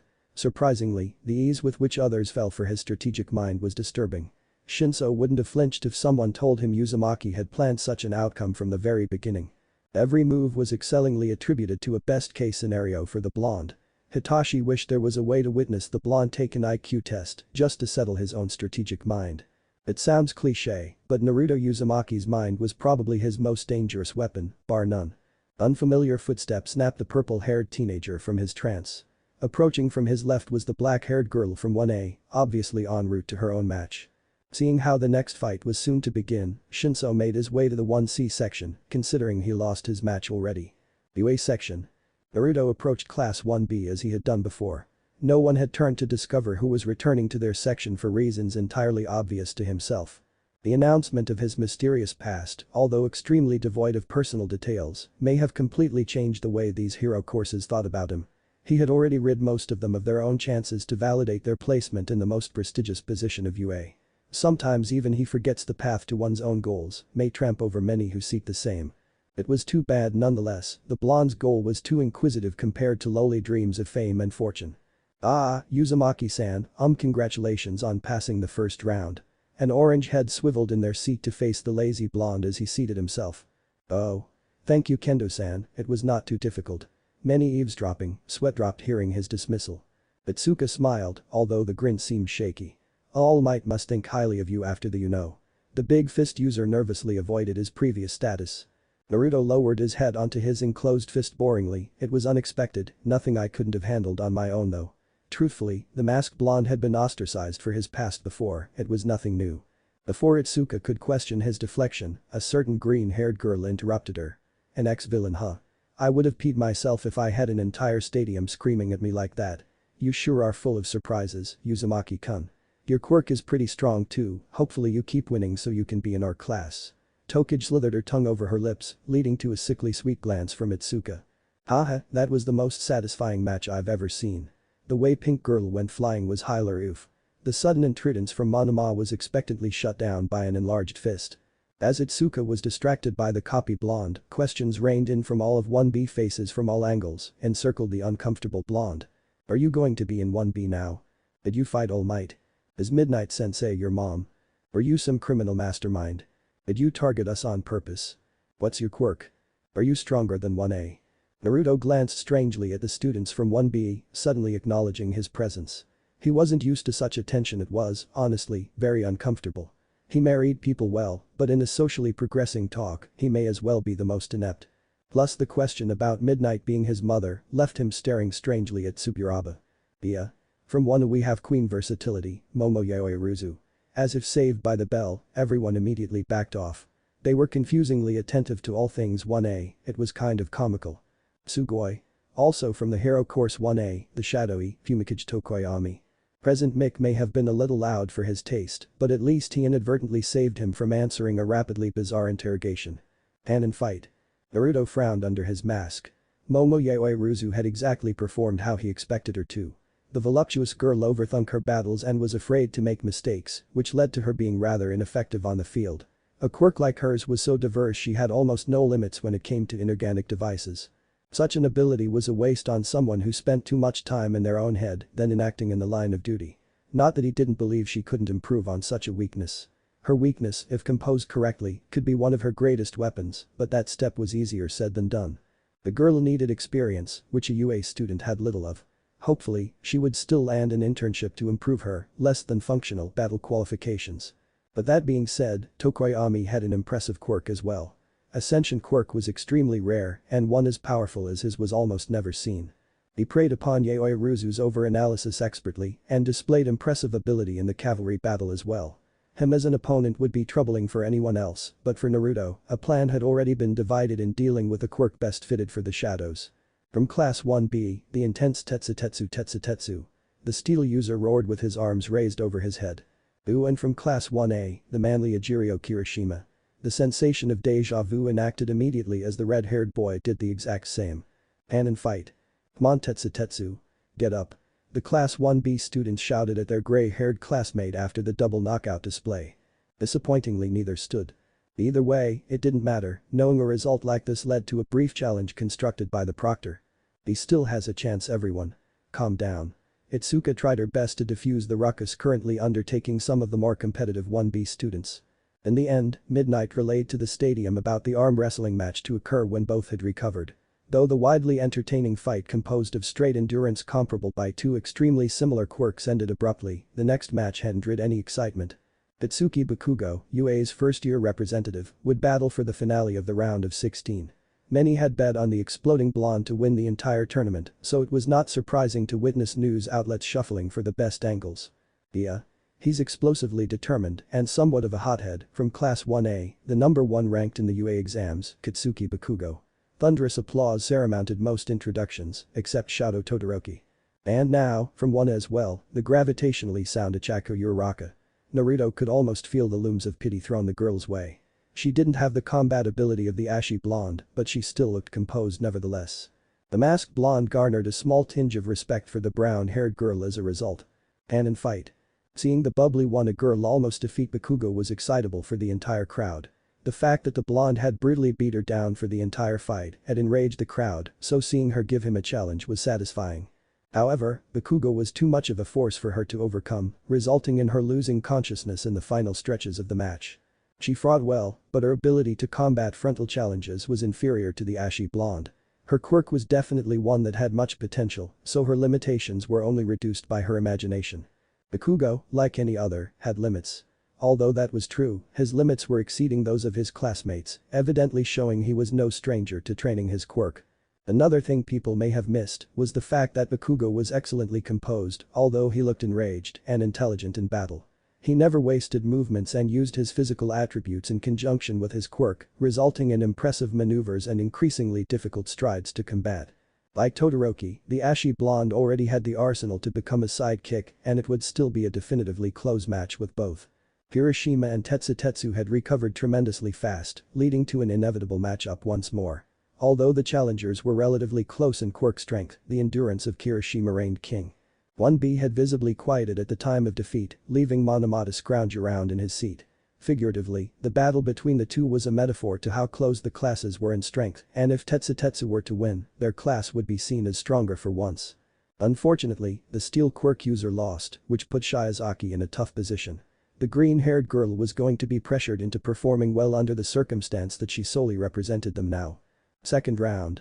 After an interval in which competitors stuck to strategically planning and fixing their wounds, the quarterfinals was set to begin. Welcome back. The contenders are lined up and ready to dance. Yeah. Present Mech hopped around in the booth, much TK the annoyance of his companion. Match 9. Izuku Midoriya vs Shoto Todoroki. Match 10. Ibara Shiozaki vs Tenya Iida. Match 11. Naruto Uzumaki vs Fumikage Tokoyami. Match 12.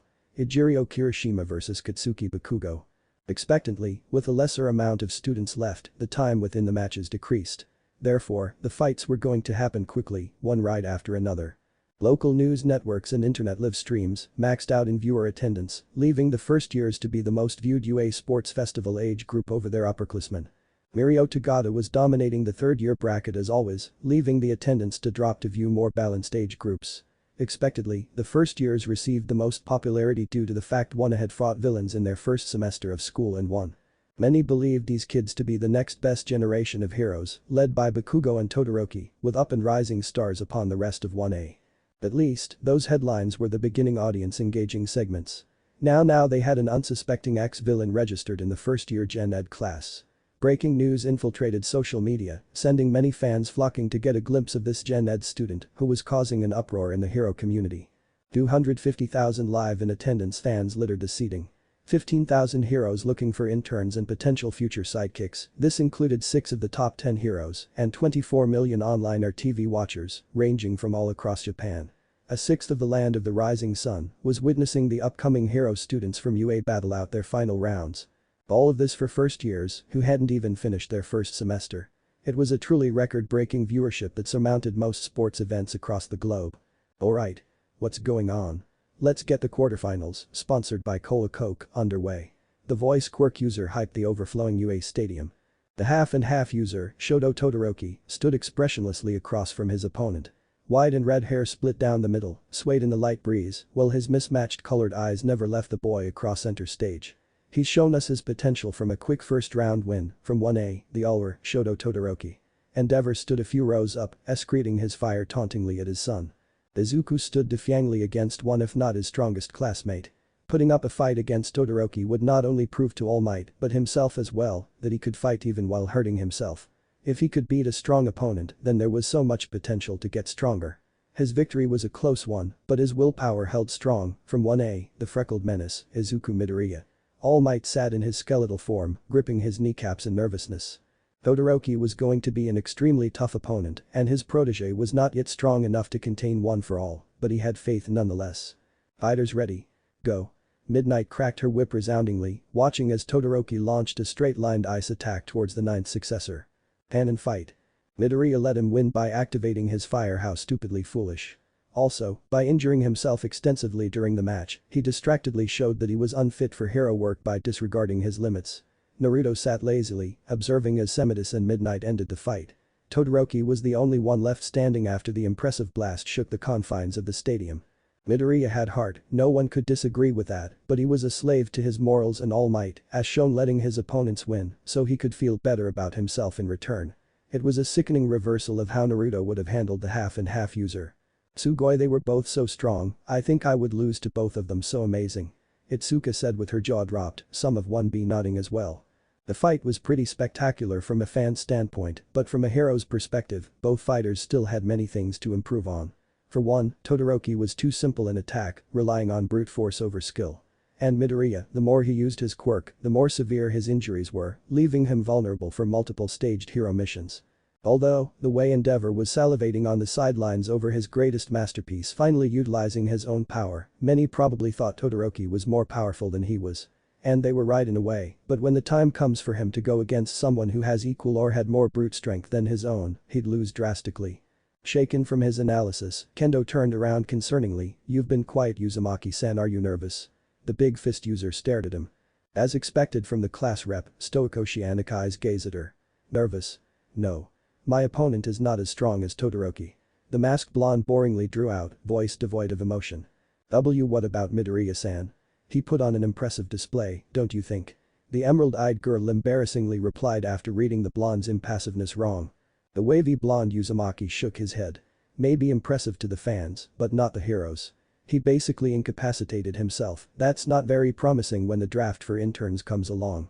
The comment led to Itsuka and some of the surrounding students to silently observe the heroes frowning towards the one student. "Oh. I guess I overlooked that. But isn't Tokoyami-sen a strong opponent as well? I mean, he has a quirk that's powerful and super rare." The slender girl asked curiously. Naruto nodded. "Yes, he is. I think I'll be okay, I know how his quirk operates." Indeed he did. During the cavalry battle, it was rather easy to overhear Tokoyami explaining how much control he had over his quirk. Yes, I love when the side character overpowers the protagonists," he said the same thing about Pinky. Monoma smugly intervened. "Side character?" The others around him sweat dropped. What was he talking about? At the sight of Tenya Iida entering from the 1A tunnel after Semen 2's reimbursed the foundation, the crowd loudened. Naruto and 1B looked to the center stage in anticipation of match 10 and the last of 1B's competitors. Iida lined up, trying to stand proudly after being belittled in his previous match to someone who could have easily beat him with just gadgets. Although a win, it was a massive hit to his pride, being humiliated on live TV in front of his family. He was determined to reinstate his family's name with honor after such a showing. His first match was "Let's skip that." From 1A, the swift Tenya Iida. Present Mick exclaimed, getting many to laugh at his insinuation, much to the boys' embarrassment. 1B whooped and hollered loudly as their peaceful classmate, Shiozaki, entered from the right. Although her face was dead set, tension arose in her shoulders from all of the weight of her classmates' wishes for continuous victory. Her first match was a blowout against an electric opponent from 1B, the peaceful and loving Ibara Shiozaki. The mohawked hero read expertly from a cheat sheet, making sure he didn't call her assassin again. "Fighters ready, go." Iida sped off at the repetitive crack whip, weaving in between the vines approaching his form. And in fight. The solemn silence of the UA's 1B section was deafening. Iida from 1A defeated Shiozaki so handily that the match was over in just a little after Naruto's own time. He literally gripped her shoulders and ran her out of the circle, no violence, no exaggerated movements, just plainly pushed her out of the circle without a fight. The problem with Shiozaki was that she was too dependent on her quirk and its abilities. Sure, her quirk was very strong, but she lacked physical prowess, in which she stayed stagnant during a fight. Therefore, her assimilated movements could only withstand certain speed ranges until they were completely overrun. Iida, well, there wasn't much to judge on. He won fair and held back when he could have used an attack, leaving good impressions on those interested in his character. Naruto's fight had come up rather quickly, faster than he expected. If the crow-headed boy responded how he wanted him to, Naruto would have another quick fight in his hands. As the others half-wittingly wished him good luck, the masked blonde readied himself for his match. His face effortlessly contorted into his usual stoicism, but underlying seriousness and determination displayed through his mesmerizing orbs. Down in the arena. Namuri idly stood waiting for the masked blonde to come strolling in. Although she was nervous, she had utmost faith in Naruto to win, but she still couldn't help but worry. Tokoyami was one of the stronger students in 1A, and his quirk was probably one of the best as well. Fumikage could be an offensive and a defensive force simultaneously, thus leaving others to struggle against him. It was seen in the cavalry battle on how dominating a force he could be. He had defended his team numerous times from the others directly targeting their headband. However, even with his great defensive ability and dark shadow, the force in Team Todoroki was too much. Tokoyami had a weakness, she just hoped Naruto could discover and exploit it if he hadn't already. Booming hollers disrupted her stupor as people stood from their seats to get a glimpse at the newcomer. Looking in the opposite direction from where the crow-headed challenger entered, Kayama saw the lazy blonde entering like she thought he would. Last round's interference from All Might brought upon an entire fandom, willing to believe Uzumaki had what it took to be a hero. He had quickly become one of the new fan favorites, seeing how he was a Gen Ed student and had been recommended for UA. Some were still unnerved by UA's decision to allow an ex-villain such an honor, but the disrespectful comments were kept to a minimum. "Oh yeah. Match 11 is coming to you live. From 1A, he defeated a recommended student within 20 seconds, the darkness incarnate, Fumikage Tokoyami. Said student barely lifted a finger at his announcement, leaving present Mick to sob comically. The blonde stood opposite of the crow-faced competitor. Here's who Japan has been waiting for. From Gen Ed, the masked underdog or UA's villain hero, Naruto Uzumaki.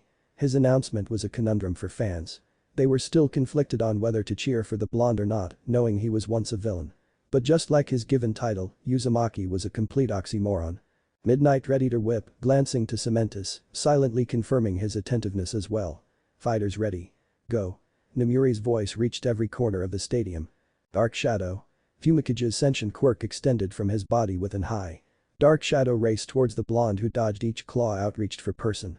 Wild swipes and charges barraged the blonde as he weaved expertly. Even with Dark Shadow's unconventional targeting, the blonde moved impeccably smooth, gliding the sentient quirk along. Though unnoticeable to Tokoyami, many heroes had picked up on the openings Uzumaki was making. However unguarded he may seem to the shadowed figure, the masked blonde was trying to get Dark Shadow to overextend. The golden blonde was deviating from his position so that he was never directly in line with his opponent's quirk. Unfortunately, from the beginning of the fight and with the sun at his back, his shadow was extended towards Tokoyami, giving the shadow quirk user more advanced maneuverability. From his previous fights, Naruto had discovered Tokoyami's quirk strength depended on how much darkness Dark Shadow could feed off of. Therefore, with more inclusion of dark, the sentient quirk grew more powerful with its display. Uzumaki had calculated his approach and how he was going to deal with the troublesome ability beforehand. Uncovering another trepidation of his quirk, Dark Shadow would become fodder for his true target. Like Shiozaki, Tokoyami never left a certain position, finding it too difficult to fight in tandem with his quirk while completing complicated movements. Nonetheless, targeting the host's body would shut down the crow-faced competitor. The retraction of Dark Shadow was quick enough to react when Naruto would inevitably get close, so that would be the most troubling problem. But, like he had presumed before, a certain ability of his would effectively render such an ability useless. Naruto hit across Dark Shadow's face, making the quirk stumble a couple feet back. The protruding shadow reached out to wrap its arms around him as it closed in, the masked blonde disappeared. Amenetejikara. Naruto replaced himself using his Amenetejikara. This allowed him to shift himself between spaces, causing anything currently occupying the space he targets to swap places with him. Whether it's to avoid an attack or replace himself when backed into a corner, this ability was extremely dependable. Tokoyami watched as Dark Shadow enclosed his arms around the masked blonde, he was a bit perturbed as to why the blonde stopped moving. For the first few seconds, Uzumaki was dodging Dark Shadow easily, so what was he up to? His quirk attracted things to him, so why wasn't he using it? Suddenly, the world in front of him went dark. His body felt as if something constricted his entire midsection to a cylinder and shot him at the speed of light. The disorientation enacted right away, making his head swoon and his body struggle to keep the bowel from reaching his throat. Naruto shifted to Tokoyami's position, replacing the crow-faced teenager to the fate of his own quirk being used against him. Dark Shadow's golden gleaming orbs widened upon seeing Fumikage in front of him. A millisecond not even followed by his own superior eyes, something had happened to his partner now dazed and having trouble standing on wobbling knees. But the momentum of the sentient quirk not being able to switch on an immediate notice, Tokoyami was lifted off his feet into the air and sent into a tumble. Getting closer to the line, Fumikage was unable to stop as his vision began to clear. The white light seemed to taunt his inability to stop himself as his upper body shot over the white line, and then he stopped in midair, the feeling of familiar arms wrapped underside his arms. Tokoyami's quirk saves him from falling, but it's struggling to keep him upright. The voice quirk user sounded over the stadium speakers. I can't hold you much longer Tokoyami-kun, think of something. His quirk's shadowy face, visibly strained under his own body weight. The masked blonde watched him musingly as the sentient shadow continuously fought to stay upright with his partner. It seemed as if they were too focused on not falling. You forgot about me, Tokoyami-san. Naruto stood with his hand outstretched at Dark Shadow. Both constituents' eyes widened at the voice stoically announcing itself from behind them. Now Dark Shadow. Immediately, Tokoyami was launched backwards in a suplexing motion. He landed on his feet, albeit clumsily. The sentient crow fell forwards, but remained floating as his partner redirected his movement with fine-tuned control. The crowd roared in approval as Fumikage made an impressive move to stop himself from falling. However, even with his efforts, the boy was barely a foot from being out. Whoa. Tokoyami keeps him and Dark Shadow standing. Their coordination is top-notch. Present Mick yelled out. Naruto nearly smiled at how easily they played into his hands. With such an impressive move, the crowd just expected Tokoyami to turn it around. Dark Shadow and Fumikage worked so well together, and knowing this, the blonde made a decisive move, figuring the sentient quirk would save him. But none of it mattered because Tokoyami was still on the borderline, hand-delivered and slightly dazed from a Amenete-Jakara. It gave enough time to build up the counterpart to Bancho Tenon. Shinra Tensei, the same audible effect as Bancho Tenon, rang distinctively through the stadium sections. The pang of anti-gravity sent chilling shrivels up the closer rows of fans and heroes. In this move, Naruto inverted the effects of Bancho Tenon, in which Shinra Tensei sent an object or person to a coordinate of his choosing like an invisible wall of gravitational force. Like Bancho Tenon, this move could go 50 miles per hour, compared to his reverse effects 40. If he could describe the effect of being hit by such an ability, it would be a translucent force slamming into your body and dragging you as you gasp for breath. Even a small foot would be enough. Naruto's stoic half-lidded eyes anchored in satisfaction for a second, watching Tokoyami's confusion as to why his body wasn't moving towards the blonde. The crow-faced teenager readied himself for the masked blonde's quirk to pull him off his feet. Seeing the minuscule amounts of dust being swept in his direction, the one-hero student braced himself. Meanwhile, Dark Shadow placed himself between his partner and Uzumaki. As they had strategized, Dark Shadow would adjust himself to the ability while protecting Fumikage from the disorientation. However, Tokoyami was met with a gut-wrenching hit, sending him and Dark Shadow reeling back, unable to control their movements. Blood leaked from the crow-faced teenager as his back thrusted into the ground below the center stage. Dark Shadow, unable to control itself, slowly receded into Tokoyami's body. Fumikage was riddled with cuts and scrapes from the impact, leaving an indent of his body. The pain was too much for the boy as he lay trying to breathe, but the air had been knocked cleanly from his lungs. Just like his classmate, Tokoyami had been claimed by darkness, driven into the confines of unconsciousness. Semidus ran from his chair to the downed boy, placing a hand onto the boy's chest. The UA uniform chest weakly rose and fell, but nothing that was life-threatening or mildly concerning. The cement-controlling hero nodded to his co-worker and motioned for a medical team. Winner. Naruto Uzumaki by incapacitation. Midnight voiced through the microphone, sending the crowd into a frenzy. In 23 seconds, Naruto had defeated his second opponent by a landslide, signifying more display of his quirk. In the UA section. No way he beat Tokoyami, Sanshiro said, sitting with his eyes and mouth agape. Fumikage was the strongest in Wano when it came to practicality, but being defeated so soundly was craziness. Was their classmate off his game or was Uzumaki just that strong? Ichako, who had recovered from her fight with Bakugo, grit her teeth. Tokoyami-kun got completely blindsided by his quirk. I wish Deku-kun could explain it. The usually bubbly girl shed some light tears at seeing medics pick up their motionless comrade. Amanari and Kyoka had come back from visiting Mina at Recovery Girl's medical room. Of course, their friend was fine, but she was going to have a little soreness in her head from receiving such a strong kick. Tokoyami sent to what the hell is going on? That quirk is just too strong. The electrification quirk user gripped his hair and swung his blonde lock side to side. So he can attract, repel, and switch places with people, all involving some sort of gravitational force or the alteration of matter at the anatomic level. Maybe it's something like Uraraka-san, where instead of zero gravity, he uses anti-gravity, or it could be molecule manipulation as well. Momo sat behind the group with her legs crossed. Being defeated so simply by Tokoyami, to then have him be beaten so severely by someone else, beat her confidence down significantly. Still, his quirk was strong, very strong, yet she felt like he was still hiding abilities from them all. Uzumaki had already taught them the lesson about underestimation and to not take things at face value. Of course, he could have been pulling out all the stops in order to ensure he makes it into the later rounds, but the scenario felt the same as the first rounds. The masked blonde kept luring them into false acceptance of him and his abilities, only to find he had more to provide. It was like his brain operated at 2 to 3 steps faster than everyone else. How could you compete against someone who could plan for your decision before you even made it? Can't he hold back a little? I mean, he can easily push them out of the ring, so what's the point of injuring his opponents? Jiro twisted her finger around her earlobe nervously, hoping for some explanation. Look at him, he's like a machine, there's no holding back that. He destroys and moves on, leaving no openings to chance. I wouldn't want to go against that monster. Minetta's face morphed into a pale blue, thinking about Naruto slamming an invisible force between his legs. Although Mineta exaggerated a tad, his classmates around him silently nodded their agreement. Naruto Uzumaki was now a dangerous opponent because all of them disregarded his strength early on. They painted a red carpet to the finals, and now that he has nothing to consider besides one-on-one combat, their classmates were falling like flies. They idly wondered how Todoroki and Bakugo would deal with Uzumaki Bird Boy down for the count.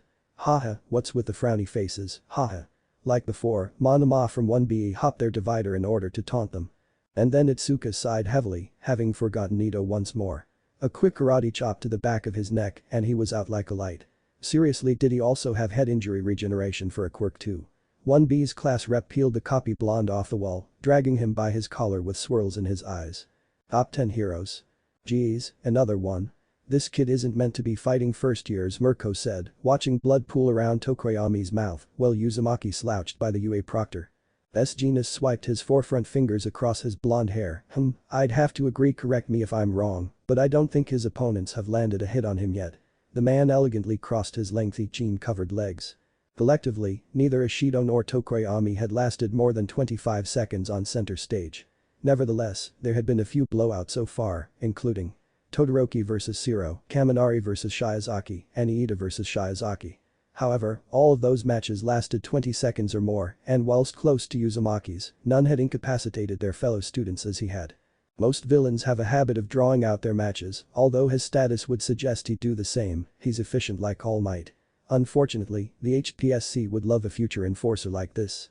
Ruthless and fast-working, just like Lady Nagath. Kigo voiced his opinion, whispering towards the end, reminiscing about the former hero. He was eerily similar to the dark blue and pink-haired woman who acted similarly.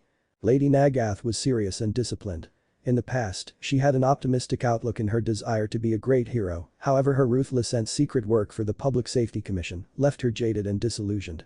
Being forced to kill people to preserve a false sense of security, she developed a cynical outlook on life and grew to detest the hypocrisy and fragility of hero society. Lady Nagath and Naruto Uzumaki were nearly the same in that regard, though underneath lay a deeper connection none were familiarized with. Bringing up that name, Hawks had mistakenly reminded himself of the job given to him. One that he was hesitant to seek out, knowing what she was capable of if she was ever to cross paths with him again. Bang Orca nodded vehemently at Hawks' reasoning. The difference between the UA students and Uzumaki-san is the fact that he has already witnessed the hero society from an alternate point of view. Many of our upcoming students see heroes as the highest pinnacle of society. Fame, fortune, those are the characteristics of celebrities, not heroes. From what All Might described Uzumaki as, it wouldn't be far-fetched if he shared a more neutral view of society as a whole, an imperfect middle ground. The killer whale mutant quirk user added his own nagging thoughts. I agree. All the more reason to encourage one such as Uzumaki to fight for his own ideals under the law. He is a symbol already gaining recognition and support as we sit here, but he is still a child nevertheless. Ryukyu had her legs crossed femininely, patiently awaiting others' opinions.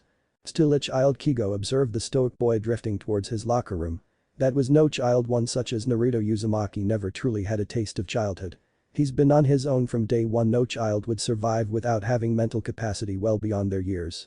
The golden blonde head disappeared into the darkness of the tunnel, never straying or acknowledging the fan screaming his name. A few minutes later. After Cementus and the medics cleared the area of debris and minuscule amounts of blood, Bakugo and Kirishima were finally due to fight. The stadium funneled the electricity of the fans through the speakers, shaking the foundation of the UA Colosseum at its hinges. They won the first round in a drawn-out arm wrestling contest. From Class 1A, we have the extremely manly Ejirio Kirishima. The redhead's war cry echoed throughout the arena, banging his hardened arms together in excitement. Across from his classmate stood the rage-filled Bakugo, ready to prove his dominance to Red Hair and then to Mask Boy shortly after. He won in an impressively destructive display. From Class 1A, King Explosion, Katsuki Bakugo. Loud whoops and raised fists waved through the arena for the highly destructive but entertaining boy. Ida ready. Go. Kirishima charged head-on, aiming for a short battle, knowing he'd lose in a test of attrition. Die. The ashy blonde pointed his right palm in an uppercutting motion, aiming for the Retide's hardened forearm. Cannon fight. Kirishima is down. Bakugo moves on. Present Mick exclaimed through his booth's microphone. The decibel level in the stadium started to rupture, sensitive hearing quirked people. The entire fanbase wanted to witness another highly entertaining fight like Todoroki vs Midoriya and Uraraka vs Bakugo. Down to our final 4 competitors, give it up for the last remaining participants. The voice quirk user riled up the already impossibly loud attendees. Match 13. Shoto Todoroki vs Tenya Iida. Match 14. Naruto Uzumaki vs Katsuki Bakugo. Match 15. W13 vs W14. Who will take home the crown? Let's have our finalists line up. Present Mick motioned Midnight to line up the boys in front of the eager crowd, waiting to encompass the tension between the remaining students. 3 entered from the 1A locker room, while the odd man out entered from the 1C locker room.